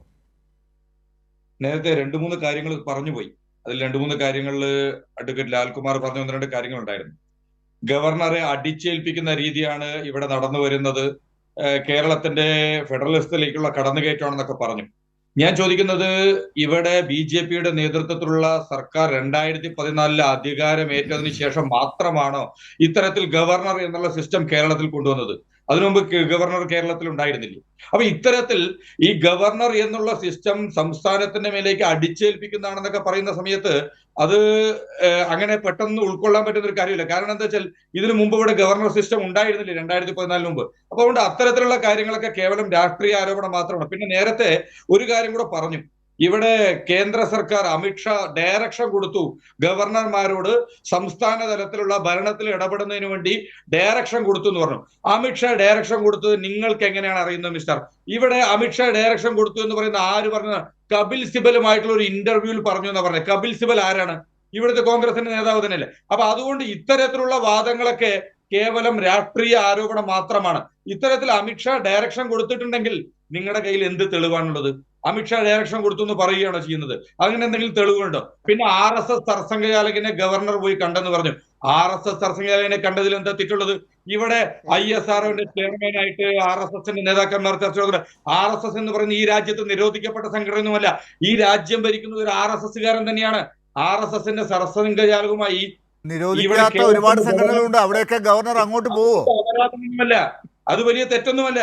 പിന്നെ നേരത്തെ ഇവിടെ പറഞ്ഞു കേരളത്തെ അപമാനിക്കാനായിട്ട് ഇവിടെ ഗവർണറുടെ രീതിയല്ല, കേരളത്തെ അപമാനിക്കുന്ന തരത്തിലാണെന്ന് പറഞ്ഞു. ഇവിടെ നിയമസഭയുമായി ബന്ധപ്പെട്ട് സർക്കാർ പാസാക്കുന്ന ബില്ലുകളിൽ തീരുമാനമെടുക്കാൻ വൈകുന്നതും അദ്ദേഹത്തിന്റെ ഗവർണറുടെ ചാൻസലർ പദവി, ചാൻസലർ എന്നുള്ള അധികാര പരിധിയിൽ ഇരുന്നുകൊണ്ട് അദ്ദേഹം എടുക്കുന്ന തീരുമാനങ്ങളെല്ലാം കേരളത്തെ അപമാനിക്കുന്നതാണെന്ന് പറഞ്ഞു. എന്താ CPM-ന് തീരെഴുതി കൊടുത്തിരിക്കുകയാണ് കേരളം എന്ന് പറയുന്നത്? ഇല്ല, CPM ആണ് ഭരിക്കുന്നത്, ഇടതുപക്ഷമാണ് ഭരിക്കുന്നത്, ഇടതുപക്ഷമാണ് ഭരിക്കുന്നത്. പ്രശാന്ത് ശിവൻ, ഞാൻ പൂർത്തിയാക്കട്ടെ. ഇവിടെ അല്ലല്ല, ചോദ്യങ്ങൾക്ക് ഉത്തരം പറയൂ. പ്രശാന്ത് ശിവൻ, നിയമസഭയിൽ ഒരു ബില്ല് പാസ്സാക്കിയിട്ടുണ്ട്. നിയമസഭയുടെ അധികാരം ഉപയോഗിച്ച് ഒരു ബില്ല് പാസ്സാക്കിയിട്ടുണ്ട്. അതിൽ ചാൻസലർ ഗവർണർ അല്ല, ചാൻസലർ ഗവർണർ അല്ല. ഇവിടെ ചാൻസലറുടെ അധികാര പരിധി ഉപയോഗിച്ചുകൊണ്ട് തന്നെയാണ് ചാൻസലർ അവിടെ കാര്യങ്ങളിൽ ഈ അധികാരം ആരാണ് കൊടുത്തത്? ചാൻസലർക്ക് ഈ അധികാരം ആരാണ് കൊടുത്തത്? കേരളത്തിന്റെ അട്ടിപ്പേറവകാശം പൂർണ്ണമായിട്ട് CPM-ന് എഴുതി കൊടുത്തിട്ടൊന്നുമില്ല. അല്ല, ഇതിൽ വേറെ ആരാണ് ഇപ്പോ അധികാരം ഇതിനകത്ത് കൊടുത്തത്? ഇപ്പൊ ഗവർണർക്ക് കേരള നിയമസഭ കൊടുത്ത അധികാരമാണ് ചാൻസലർക്ക്. ആ കേരള നിയമസഭ കൊടുത്ത അധികാരം ഇവിടെ കേരള നിയമസഭ സർക്കാർ സംവിധാനമായ സർവകലാശാലയെ CPM-ന്റെ കാൽ കീഴിൽ ഇല്ല, CPM അല്ല, കേരള നിയമസഭയാണ് അത് തിരിച്ചെടുത്തത്. കേരള നിയമസഭയാണ് അത് തിരിച്ചെടുത്തത്. ഇവിടെ സർവകലാശാലകളെ CPM-ന്റെ ഒത്താശയിലേക്ക് കൊണ്ടുവരുന്നതിന് ഇവിടെ CPM അല്ല സാർ, കേരള നിയമസഭ, കേരള നിയമസഭ. താങ്കൾ കേൾക്കൂ, ഇത് കേൾക്കാത്ത മട്ടിൽ പോകരുത് BJP. കേരള നിയമസഭയാണ് ചാൻസലർക്ക് ഈ അധികാരം കൊടുത്തത്. അതേ അധികാരം തിരിച്ചെടുത്തത് കേരള നിയമസഭ. അത് ഞാൻ ഒപ്പിടില്ല, അത് നിയമമാക്കില്ല. നേരത്തെ തന്ന ആ നിയമം മാത്രമേ ഞാൻ വെച്ചുകൊണ്ടിരിക്കും, എന്നാലേ എനിക്ക് കൈകാര്യം ചെയ്യാൻ പറ്റൂ എന്ന് അദ്ദേഹത്തെ ആരാണ് പറഞ്ഞു വെച്ചു കൊടുത്തത്? അങ്ങനെ അതിനകത്ത് ഒപ്പിട്ടില്ലെങ്കിൽ ആ ബില്ല് രാഷ്ട്രപതിക്ക് അയക്കാം. എപ്പോ അയച്ചു? രാഷ്ട്രപതിക്ക് അയച്ചില്ലല്ലോ. രാഷ്ട്രപതിക്ക് അയച്ചത് ഇവിടെ കോടതി പറഞ്ഞപ്പോ പേടിച്ചല്ലേ അയച്ചത്? രാഷ്ട്രപതിക്ക് പേടിച്ചിട്ട് അയച്ചാണെന്ന് ലാലാണോ തീരുമാനിക്കുന്നത്? ലാലാണോ തീരുമാനിക്കുന്നത് പേടിച്ചിട്ട് അയച്ചു എന്നുള്ളത്? അതൊക്കെ ലാലിന്റെ ആരോപണം മാത്രമാണ്. അല്ല, ഞാൻ കണ്ടതാണ് പറഞ്ഞത്. ഞാനിത് വിലയിരുത്തുന്ന ഒരാളാണല്ലോ, ഞാൻ കണ്ട കാര്യങ്ങളാണ് പറഞ്ഞത്.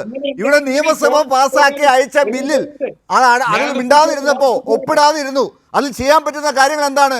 അതിനകത്ത് വേണമെങ്കിൽ ഉടനെ ഒപ്പിടാം, അതല്ലെങ്കിൽ തിരിച്ചയക്കാം. ഇതിൽ തെറ്റുണ്ടെന്ന് പറഞ്ഞ് തിരിച്ചയക്കണം.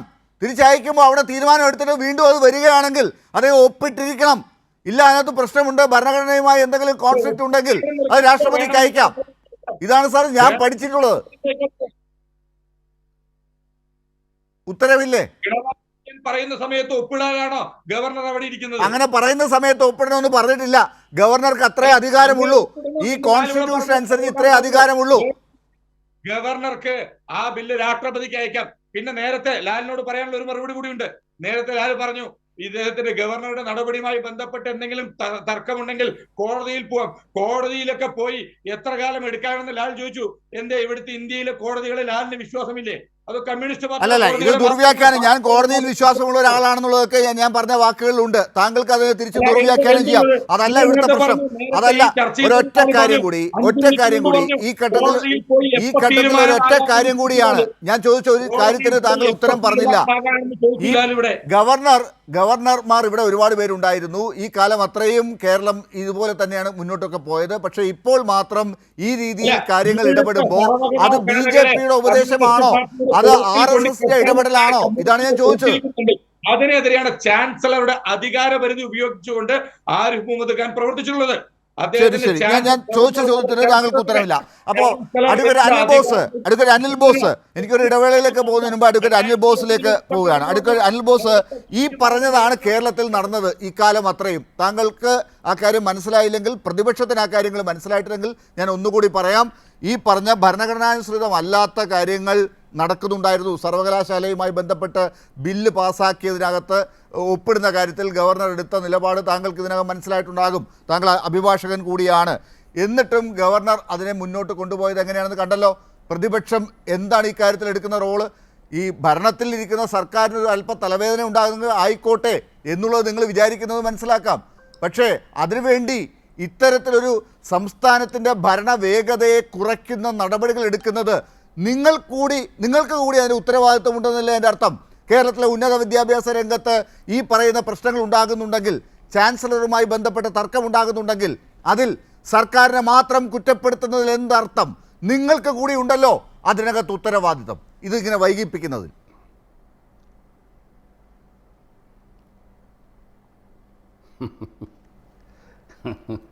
ലാലിൻ്റെ ആവശ്യം എന്നാണെന്ന് പറയാമെങ്കിൽ ഞാനത് എഴുതി തരികയാണെങ്കിൽ വാട്സപ്പ് ചെയ്ത് തന്നാൽ ഞാനതങ്ങ് വായിക്കാം. നമ്മളിപ്പോൾ ആരിഫ് മുഹമ്മദ് ഖാൻ കേരള ഗവർണർ പദവി ഒഴിഞ്ഞ് ബീഹാറിലേക്ക് പോവുകയാണ്. ഇത് കൃത്യമായ ഒരു രാഷ്ട്രീയമാണ് BJP കൈകാര്യം ചെയ്തുകൊണ്ടിരിക്കുന്നത്. അത് അവരുടെ ബുദ്ധിയാണ്, അവരുടെ കയ്യൂക്കാണ്. ഇപ്പോൾ ബീഹാറിലേക്ക് പോകുന്നത് എന്തുകൊണ്ടാണ്? നിങ്ങൾ ഇതിൻ്റെ യഥാർത്ഥ സാഹചര്യങ്ങൾ പഠിക്കാതെ കഴിഞ്ഞുപോയ കാര്യങ്ങളിൽ എടുത്തിട്ടുള്ള നിലപാടുകൾ വെച്ച് ഡിബേറ്റ് ചെയ്യുകയാണെങ്കിൽ ഏതൊക്കെ കാര്യത്തിൽ പ്രതിപക്ഷം സർക്കാരിന് അനുകൂലമായി നിലപാടെടുത്തു, ഏതൊക്കെ കാര്യത്തിൽ പ്രതിപക്ഷം സർക്കാരിനെതിരായി ഗവർണറുമായി ബന്ധപ്പെട്ട് നിലപാടെടുത്തു, ഗവർണർക്കെതിരെ ഏതൊക്കെ കാര്യങ്ങളിൽ ഞങ്ങൾ നിലപാടെടുത്തു, ഗവർണറെ പിന്തുണച്ച ഏതൊക്കെ കാര്യങ്ങൾ, നമുക്ക് വ്യത്യസ്തമായൊരു ഡിബേറ്റ് നമുക്ക് വയ്ക്കാം. അതാണ് അതിന് ശരി. നമ്മൾ ഏകപക്ഷീയമായി ഒരാൾ സ്ഥാനമൊഴിഞ്ഞ് പോകുമ്പോൾ ഇവിടെ വന്നിരുന്നു കൊണ്ട് കഴിഞ്ഞ കാര്യങ്ങൾ നമ്മൾ അതാത് ഘട്ടങ്ങളിൽ ചർച്ച ചെയ്തിട്ടുണ്ടല്ലോ ഇത്തരം കാര്യങ്ങളൊക്കെ. അപ്പം ഗവർണർ എന്നുള്ള ആൾ ഭരണഘടനയ്ക്ക് വിധേയമായി പ്രവർത്തിക്കണം. അത് രാജ്യത്തെ കീഴ്വഴക്കമാണ്. ആ കീഴ്വഴക്കത്തിൻ്റെ രീതിക്ക് പുറത്തേക്ക് എപ്പോഴെങ്കിലും ഗവർണർ പോയിട്ടുണ്ടെങ്കിൽ അതിനെയൊന്നും ന്യായീകരിക്കാൻ കേരളത്തിലെ പ്രതിപക്ഷം ഒരു ഘട്ടത്തിലും നിന്നിട്ടില്ല. ലാല് വെറുതെ ഇനി ആരെയെങ്കിലും കിട്ടുന്നില്ല അതുകൊണ്ട് പ്രതിപക്ഷത്തിൻ്റെ നെഞ്ചത്തോട്ട് കയറിയേക്കാമെന്നുള്ള രീതിയിലാണ് ചർച്ചയെങ്കിൽ ഞാൻ കേട്ടിരിക്കാൻ തയ്യാറാണ് എന്ന് മാത്രമേ ഉള്ളൂ. അതുകൊണ്ടൊന്നും നിങ്ങൾക്ക് യാതൊരു പ്രയോജനം ഉണ്ടാകാൻ പോകുന്നില്ല. നമ്മൾ കാണേണ്ട വലിയ രാഷ്ട്രീയമാണ് ഇപ്പോൾ ഈ 5ഓളം വരുന്ന ഗവർണർമാരുടെ നിയമനം. അത് പുതിയതായിട്ട് ആളുകളെ അങ്ങോട്ടും ഇങ്ങോട്ടും മാറ്റി നിയമിച്ചതടക്കമുള്ള കാര്യങ്ങൾ ചെയ്തതിലൂടെ BJP മുന്നോട്ട് വയ്ക്കുന്നത്. ബീഹാറിൽ ഞാൻ മനസ്സിലാക്കുന്നത് 2025 നിയമസഭാ തെരഞ്ഞെടുപ്പ് നടക്കാൻ പോവുകയാണ്.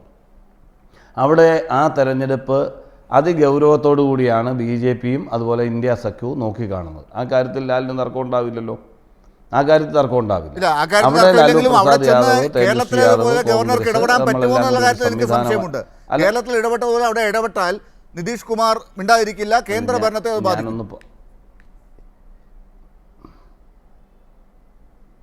അല്ല, ഞാനൊന്ന് പറഞ്ഞോട്ടെ. നിതീഷ് കുമാറിന് വേണ്ടിയല്ലേ അതിൽ ഇടപെടാൻ ചെല്ലുന്നത്? നിതീഷ് കുമാർ ദേശീയ ജനാധിപത്യ സഖ്യത്തിൻ്റെ ഭാഗമല്ലേ? നമ്മൾ പറയുന്നത് എന്താണെന്ന് ആദ്യം കേൾക്കൂ. നിതീഷ് കുമാർ BJPയുടെ ഭാഗമാണ്, ചെല്ലുന്ന ഗവർണർ BJPയുടെ ഭാഗമാണ്, ദേശീയ ജനാധിപത്യ സഖ്യത്തിൻ്റെ ഭാഗമാണ്. അവർ തമ്മിൽ എന്തിനു കലഹിക്കണം? ഞാൻ പറയുന്നത് എന്താണെന്ന് നിങ്ങൾ കേൾക്കൂ. അവിടെ തെരഞ്ഞെടുപ്പ് നടക്കുമ്പോൾ അവിടുത്തെ വോട്ട് ബാങ്കുകളെ സ്വാധീനിക്കാൻ കഴിയുന്ന, പ്രത്യേകിച്ച് ജാതി മത സമവാക്യങ്ങളുമായി ബന്ധപ്പെട്ട് ലാലു പ്രസാദ് യാദവിൻ്റെ രാഷ്ട്രീയ അടിത്തറ ഏത് കമ്മ്യൂണിറ്റിയാണ്, അതുമായി ബന്ധപ്പെട്ട് ആരിഫ് മുഹമ്മദ് ഖാനെ ഇപ്പോൾ സഡനായി ബീഹാറിലേക്ക് പോസ്റ്റ് ചെയ്യുമ്പോഴുള്ള നിലപാടുകൾ എന്തിനു വേണ്ടിയായിരിക്കും അങ്ങനെ ചെയ്തിരിക്കുന്നത്? അത്തരം കാര്യങ്ങൾ വരുന്ന ദിവസങ്ങളിൽ രാജ്യം ചർച്ച ചെയ്യാൻ പോകുന്ന കാര്യമാണ്.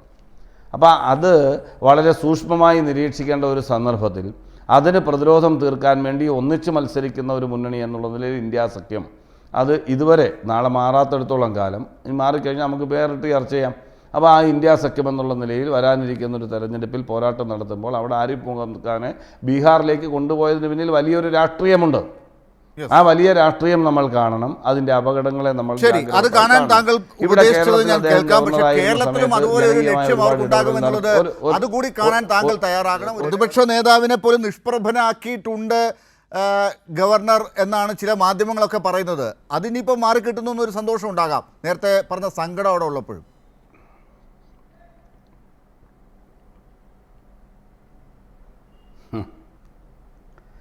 ഈ ക്ഷീരമുള്ളൊരകിടിൻ ചുവട്ടിലും ചോര തന്നെ കൊതുകിന് കൗതുകം. അതെപ്പോഴും എല്ലാവരും ഉപയോഗിക്കുന്ന ഒരു ഉപമയാണ്. അപ്പം എന്നത് തന്നെയാണ് ഡോക്ടർ ലാലിൻ്റെയും സ്വഭാവം. അത് മാറത്തില്ല, അതങ്ങനെ മാറ്റിയെടുക്കാൻ വലിയ പാടാണ്. അത് എപ്പോഴും ഒരു കുത്തിങ്ങനെ കുത്തിക്കൊണ്ടിരിക്കണം. അതൊരു ഡ്യൂട്ടി ആയിട്ട് എടുത്തിരിക്കുക. ഈ മാധ്യമ പ്രവർത്തനത്തിൻ്റെ ഭാഗമായിട്ട് മാത്രമല്ല, ഈ ചാനലായതുകൊണ്ടാണ് അത് ഞാൻ മനസ്സിലാക്കുന്നത്. ഞാൻ പറഞ്ഞല്ലോ, നമ്മളെ സംബന്ധിച്ചിടത്തോളം കേരളത്തിൻ്റെ പൊതുവിഷയമാണോ, അതിൻ്റെ അകത്ത് കക്ഷി രാഷ്ട്രീയം നോക്കാതെ പ്രതിപക്ഷം നിലപാടെടുത്തിട്ടുണ്ട്. ഗവർണർ എടുത്തിട്ടുള്ള നിലപാട് ഭരണഘടനയ്ക്ക് വിധേയമായിട്ടാണെങ്കിൽ അതിനെ അനുകൂലിക്കുകയും ചെയ്തിട്ടുണ്ട്. ഭരണഘടനയ്ക്ക് വിധേയമല്ലാത്ത കാര്യങ്ങളെ ഞങ്ങൾ അതിശക്തമായി എതിർക്കുകയും ചെയ്തിട്ടുണ്ട്. ആ കാര്യത്തിലൊന്നും തർക്കമൊന്നും വേണ്ട. ആ കാര്യത്തിൽ നമ്മൾ തർക്കിച്ചിട്ട് കാര്യവുമില്ല. ഒരുപാട് വ്യത്യസ്തമായ വീക്ഷണം ഓരോരുത്തർക്കും ഉണ്ടാകാം. അത് നിങ്ങളുടെ വീക്ഷണവുമായി മുന്നോട്ട് പോകും. ഇപ്പം നമ്മൾ കാണേണ്ട ഏറ്റവും പ്രധാനപ്പെട്ട കാര്യം, 2 വർഷമോ 3 വർഷമോ, ഇപ്പോൾ ഈ ഗവർണറായിട്ടിരുന്ന കാലയളവിന് മുമ്പ് 1-2 വർഷം മുമ്പ് മാത്രം BJPയിൽ ചേർന്ന ഒരാളാണ് ആരിഫ് മുഹമ്മദ് ഖാൻ. അദ്ദേഹം അതിൻ്റെ അകത്ത് കൂറ് തെളിയിക്കാൻ വേണ്ടിയുള്ള ഒരുപാട് പരിശ്രമങ്ങൾ നിയമത്തിന് പുറത്ത് നടത്തിയിട്ടുണ്ട്. ചട്ടങ്ങൾക്ക് വിരുദ്ധമായി പ്രവർത്തിച്ചിട്ടുണ്ട്. അതിലൊന്നും നമുക്ക് തമ്മിൽ തർക്കിക്കേണ്ട കാര്യമില്ലല്ലോ. പകൽ പോലെ എല്ലാവർക്കും അറിയുന്ന കാര്യമല്ലേ. ഇപ്പോൾ അദ്ദേഹം പോകുന്നതും അതിനേക്കാൾ ചട്ടവിരുദ്ധമായ പ്രവർത്തനങ്ങൾ എന്ന ദൗത്യം ഏറ്റെടുത്തുകൊണ്ട് തന്നെയാണ് എന്ന കാര്യത്തിലും തർക്കം വേണ്ട. ഇപ്പോൾ ഇങ്ങോട്ട് വരുന്ന രാജേന്ദ്ര വിശ്വനാഥ് ആർലേക്കർ എന്ന് പറയുന്ന ആൾ വരുന്നയാൾ മോശമൊന്നുമല്ല. 6-7 വർഷക്കാലത്തെ രാഷ്ട്രീയ ബന്ധം മാത്രം BJPയിലുള്ള ആൾ ചെയ്തതിനേക്കാൾ കൂടുതൽ അവരുടെ തിട്ടൂരമനുസരിച്ച് ചെയ്യാൻ കഴിയുന്ന ഒരു RSSന്റെ ബാക്ക്ഗ്രൗണ്ടുള്ള ഒരാളാണ് വരുന്നത്. അത് ശ്രദ്ധിക്കണമെന്നാണ് അടുക്കൽ അനിൽബോസ് പറഞ്ഞത്. ഞാൻ വരാം, ഈ സമയത്തിന്റെ അകത്ത് നമുക്ക് പറയാൻ സാധിക്കും. ഞാൻ വരാം. പ്രശാന്ത് ശിവൻ, ഈ കാര്യത്തിൽ ഇപ്പോൾ ആരിഫ് മുഹമ്മദ് ഖാൻ വല്ലാതെ ബുദ്ധിമുട്ടിയാണ് മുന്നോട്ട് പോയത്. അദ്ദേഹത്തിന് ഭീഷണി ഉണ്ടായിരുന്നു, സുരക്ഷാ പ്രശ്നങ്ങളുണ്ടായിരുന്നു എന്നൊക്കെ പറയുമ്പോഴും 5 വർഷക്കാലം കേരളത്തിലായതുകൊണ്ടാണ് അദ്ദേഹത്തിന് ഈ പ്രതിഷേധങ്ങൾക്കിടയിലൊക്കെ വളരെ നല്ല രീതിയിൽ തന്നെ തിരിച്ച് ബീഹാറിലേക്ക് ഗവർണറായി പോകാൻ സാധിക്കുന്നു. ദേഹത്ത് ഒരു പൊടി മണ്ണ് പോലും വീഴാൻ ഇവിടുത്തെ സർക്കാർ അനുവദിച്ചിട്ടില്ല. അദ്ദേഹത്തെ പൊന്നുപോലെയാണ് നോക്കിയത്. അതെങ്കിലും സമ്മതിക്കുമോ നിങ്ങൾ? അത് സർക്കാരിന്റെ ഔദാര്യമല്ലല്ലോ. ഇവിടെ സർക്കാർ സംവിധാനത്തോടു കൂടി പ്രവർത്തിക്കുന്ന ആളെ സംരക്ഷിക്കുന്നത് ഇവിടുത്തെ സർക്കാരിന്റെ ഉത്തരവാദിത്തമാണ്. എന്തോ മാർക്സിസ്റ്റ് പാർട്ടിയുടെ ഔദാര്യത്തോടു കൂടി കേരളത്തിൽ ഗവർണർ പ്രവർത്തിച്ചതുപോലെയാണല്ലോ ലാൽ ഇവിടെ പറഞ്ഞു വന്നത്. അത് സർക്കാരിന്റെ ഔദാര്യമൊന്നുമല്ല. ഇനി ഗവർണറുടെ നിങ്ങൾക്ക് ആ വിശ്വാസം ഉണ്ടായിരുന്നു ഈ സർക്കാർ എത്രയാണെങ്കിലും അതിൽ വീഴ്ച വരുത്തില്ല എന്ന് നിങ്ങൾക്ക് അറിയാമായിരുന്നു. പിന്നെ വെറുതെ പറഞ്ഞതാണ് നേരത്തെ. ആകെ 1.5 മിനിറ്റ് സമയമുള്ളൂ. 30 സെക്കൻഡ് ലാൽ ഇടപെടരുത്. ഇവിടെ ഗവർണർക്ക് സുരക്ഷ ഒരുക്കുക എന്നുള്ളത് ഇവിടുത്തെ സംസ്ഥാന സർക്കാരിന്റെ ഡ്യൂട്ടി തന്നെയാണ്. അത് ആരുടെയോ ഔദാര്യമല്ല. ഇനി സുരക്ഷയിൽ എന്തെങ്കിലും വീഴ്ച പറ്റിയിരുന്നെങ്കിൽ എന്താണ് നടക്കാൻ പോവുക എന്നുള്ള കാര്യം അത് പിന്നീട് നമുക്ക് ചർച്ച ചെയ്യേണ്ട കാര്യമാണ്. പിന്നെ രണ്ടാമത്തെ കാര്യം നേരത്തെ സൂചിപ്പിച്ചു, ഇവിടെ ആരിഫ് മുഹമ്മദ് ഖാൻ സംഘ പശ്ചാത്തലം, BJP പശ്ചാത്തലം, RSS, ഇവിടെ കേന്ദ്രത്തിലെ BJPയുടെ നേതൃത്വത്തിലുള്ള ഒരു സർക്കാർ ഭരിക്കുന്ന സമയത്ത് BJPയുമായി അനുഭാവം ഉണ്ടായിരുന്ന ആളുകളെയും അല്ലാതെ ഇപ്പോ സുഡാപ്പികളെ കൊണ്ടുവന്ന് ഇവിടെ ഗവർണറായിട്ട് നിശ്ചയിക്കാൻ പറ്റില്ലല്ലോ. അതുകൊണ്ട് അതിൽ പ്രതി തർക്കമൊന്നുമില്ല. രണ്ടാമത് വരുന്ന ഗവർണർ പറഞ്ഞു നിങ്ങൾ ഇത്തരത്തിൽ എന്തിനാ ബേജാറാവുന്നത്? ഇവിടെ കമ്മ്യൂണിസ്റ്റ് പാർട്ടിയുടെ നേതൃത്വത്തിലുള്ള സർക്കാർ, ഇവിടെ നേരത്തെ പറഞ്ഞതുപോലെ നിങ്ങൾ കേരളത്തിലെ ജനങ്ങളോട് സ്നേഹം ഉണ്ടായെങ്കിൽ, നിങ്ങൾ ഇവിടെ ഭരണഘടനാപരമായ കാര്യങ്ങൾ എടുക്കുന്നുണ്ടെങ്കിൽ നിങ്ങൾ എന്തിനാണ് ഭയക്കുന്നത്? ശരി, ഡോക്ടർ സമ്പത്ത് ഇക്കാര്യത്തിൽ നേരത്തെ സുരക്ഷയുടെ കാര്യം ഞാൻ പറഞ്ഞത് ഇർഫാൻ ഹബീബിനെ പോലെ ഒരാൾ കൊല്ലാൻ ശ്രമിച്ചു എന്നൊക്കെ പറഞ്ഞ ആളാണ്. അതുകൊണ്ടൊക്കെയാണ് അതൊക്കെ ഇപ്പോൾ മാറി. പുതിയ ഗവർണർ വരുമ്പോൾ ഇനി ഇങ്ങനെയുള്ള പ്രശ്നങ്ങളൊന്നും ഉണ്ടാവില്ല എന്ന് തന്നെ വിചാരിക്കാം. ഡോക്ടർ ലാലെ, എൻ്റെ 1.5 മിനിറ്റിനിടയിൽ ഞാൻ നിർത്തും. നമ്മളിപ്പോൾ ഈ ഭേദഗതി ചെയ്യപ്പെട്ടിട്ടുള്ള ഈ ക്രിമിനൽ നടപടി നിയമങ്ങളെല്ലാം ഉണ്ട്. അല്ല, IPC ഭേദഗതി ചെയ്തല്ലോ. കേരളത്തിലെ 8ാമത്തെ ഗവർണറായിരുന്ന പരമസാത്വികനായിരുന്ന ശ്രീ P. രാമചന്ദ്രനെതിരായി ഞങ്ങൾ 33 ആൺകുട്ടികളും 15 പെൺകുട്ടികളും അന്ന് സമരം നടത്തി, കരിങ്കൊടി പ്രകടനം നടത്തി, ഒരു യോഗം അലങ്കോലപ്പെടുത്തി. അന്ന് കേരളത്തിൻ്റെ മുഖ്യമന്ത്രി ശ്രീ K. കരുണാകരനായിരുന്നു. അതിൻ്റെ പേരിൽ ജയിലിൽ പോകേണ്ടി വന്നു. ഞങ്ങൾ കേരളത്തിൻ്റെ ചരിത്രത്തിൽ ആദ്യമായി IPC 124 അനുസരിച്ച് അത്തരത്തിൽ IPC 124 തന്നെ ഒരു ഭീകരജീവിയായിരുന്നു എന്നുള്ളത് അറിയാമല്ലോ. ഇപ്പോഴും അതിൻ്റേതായിട്ടുള്ളത് പുതിയ രൂപത്തിൽ വന്നിട്ടുണ്ട്. അങ്ങനെ ജയിലിൽ കിടന്നിട്ടുള്ള ഒരുത്തനാണ് ഞാൻ ഈ വർത്തമാനം പറയുന്നത്. ഞാൻ തന്നെയാണ് ഈ പറഞ്ഞത്. ഇന്ന് കേരളത്തിൻ്റെ വിദ്യാഭ്യാസ മന്ത്രി സഖാവ് ശിവൻകുട്ടി അടക്കമുള്ളവർ ജയിലിൽ കഴിഞ്ഞവരാണ്. ഇവിടെ ഇതിന് മുമ്പ് ശ്രീ ആരിഫ് മുഹമ്മദ് ഖാൻ ഇപ്പോൾ ഈ ചെയ്തിട്ടുള്ളത് പോലുള്ള ഭരണഘടനാ വിരുദ്ധ നടപടികൾ ചെയ്തിട്ടുള്ള ഒരു ഗവർണറും ഇല്ല എന്ന് പറയേണ്ടി വരും. ആർട്ടിക്കിൾ 356 ദുരുപയോഗം ചെയ്തുകൊണ്ട് അത്തരത്തിൽ ഭൂരിപക്ഷം ഉണ്ടായിരുന്ന ഒരു ഗവൺമെൻറ്റിനെ 1959 പിരിച്ചുവിടുന്നതിന് വേണ്ടിയിട്ട് അന്നത്തെ രാമകൃഷ്ണ റാവുവിൻ്റെ റിപ്പോർട്ട് വാങ്ങിയെന്നുള്ളത് ശരി.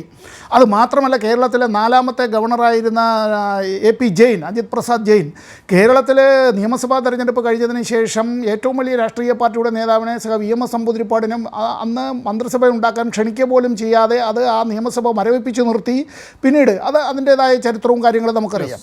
ഗവർണർമാരുടെ പദവികൾ എന്നുള്ളതിനെ സംബന്ധിച്ച് വിശദമായ ചർച്ചകൾ BJPയുടെ നേതാക്കൾ ശ്രീ LK അദ്വാനി തന്നെ VMS നമ്പൂതിരിപ്പാട് പറഞ്ഞ അഭിപ്രായങ്ങളുമായി ബന്ധപ്പെട്ട്, നയനാർ പറഞ്ഞ അഭിപ്രായങ്ങളുമായി ബന്ധപ്പെട്ട് സർക്കാർ കമ്മീഷൻ റിപ്പോർട്ട് ഉൾപ്പെടെയുള്ള കാര്യങ്ങളെ സംബന്ധിച്ച് വളരെ കൃത്യമായി പറഞ്ഞിട്ടുണ്ട്. ഇപ്പോൾ ശ്രീ LK അദ്വാനി അടക്കം അപ്രസക്തമായി അദ്ദേഹത്തിൻ്റെ പേരെല്ലാം that might have gone into oblivion. അതുകൊണ്ട് ഇപ്പോൾ BJPക്ക് ഇത്തരം കാര്യങ്ങളെക്കുറിച്ച് ചർച്ച ചെയ്യണ്ട. എൻ്റെ ഒരു കാര്യം ഞാൻ ഒറ്റ സെക്കൻഡോട് ചോദിക്കാം. ഒരു സംസ്ഥാനത്തെയും ഗവർണർമാർ ഇന്ത്യൻ യൂണിയൻ്റെ ആഭ്യന്തര വകുപ്പ് മന്ത്രി കാര്യാലയത്തിൽ നിന്ന് പ്രത്യേകം എന്തെങ്കിലും അധികാരാവകാശങ്ങളോടുകൂടി വരുന്നവരല്ല. അങ്ങനെ പട്ടാള ഭരണം ഏർപ്പെടുത്തലല്ല ഒരു സംസ്ഥാനത്ത്. Armed forces special powers act ഒന്നും അല്ല അത്തരത്തിലുള്ളത്. തിരഞ്ഞെടുക്കപ്പെട്ട ഗവൺമെൻറ്റാണ്. ആ ഗവൺമെൻറ്റുകളെ മുന്നോട്ട് കൊണ്ടുപോകുന്നതിന് സഹായകരമായ നിലയിലാണ് അവിടെ അട്ടിമറിക്കാനല്ല. ലാൽകുമാർ 30 സെക്കൻഡേ ഉള്ളൂ, ദയവായി. അതുമില്ല, ചോദ്യം കേട്ടില്ല. അങ്ങനെ ഇനി വരുന്ന ഗവർണർമാരെങ്കിലും ഈ പറഞ്ഞ അധികാരങ്ങളൊന്നും ഇല്ല എന്ന് വിചാരിച്ചുകൊണ്ട് കൃത്യമായി പ്രവർത്തിക്കുമോ എന്ന് പ്രതീക്ഷിക്കാമോ? അല്ല, when a person is occupying the highest office of the state, he can be a serious person, at the same time he can become a buffoon in a serious cinema. That is his choice. He can be a buffoon in a serious cinema, at the same time he can be a very serious person. Yes എന്തായാലും നമുക്ക് അവിടെ നിർത്താം. ഈ കാര്യങ്ങൾ വരുന്ന governor കൂടി മനസ്സിലാക്കി പെരുമാറും എന്ന് കരുതാം. എന്തായാലും കഴിഞ്ഞ 5 വർഷം എന്താണ് ആരിഫ് മുഹമ്മദ് ഖാൻ സംസ്ഥാനത്തിന് ചെയ്തത് എന്ന് എല്ലാവരും പഠിക്കും, നിരീക്ഷിക്കും. അതിനും ഒരു ഉത്തരം കണ്ടെത്തും. വരുന്ന ഗവർണറും അത് മനസ്സിലാക്കി മുന്നോട്ട് പോകുമെന്ന് പ്രതീക്ഷിക്കും. വളരെ നന്ദി ചർച്ചയിൽ ചേർന്നതിന് എല്ലാ അതിഥികൾക്കും. ന്യൂസ് ആൻഡ് വ്യൂസ് അവസാനിക്കുകയാണ്.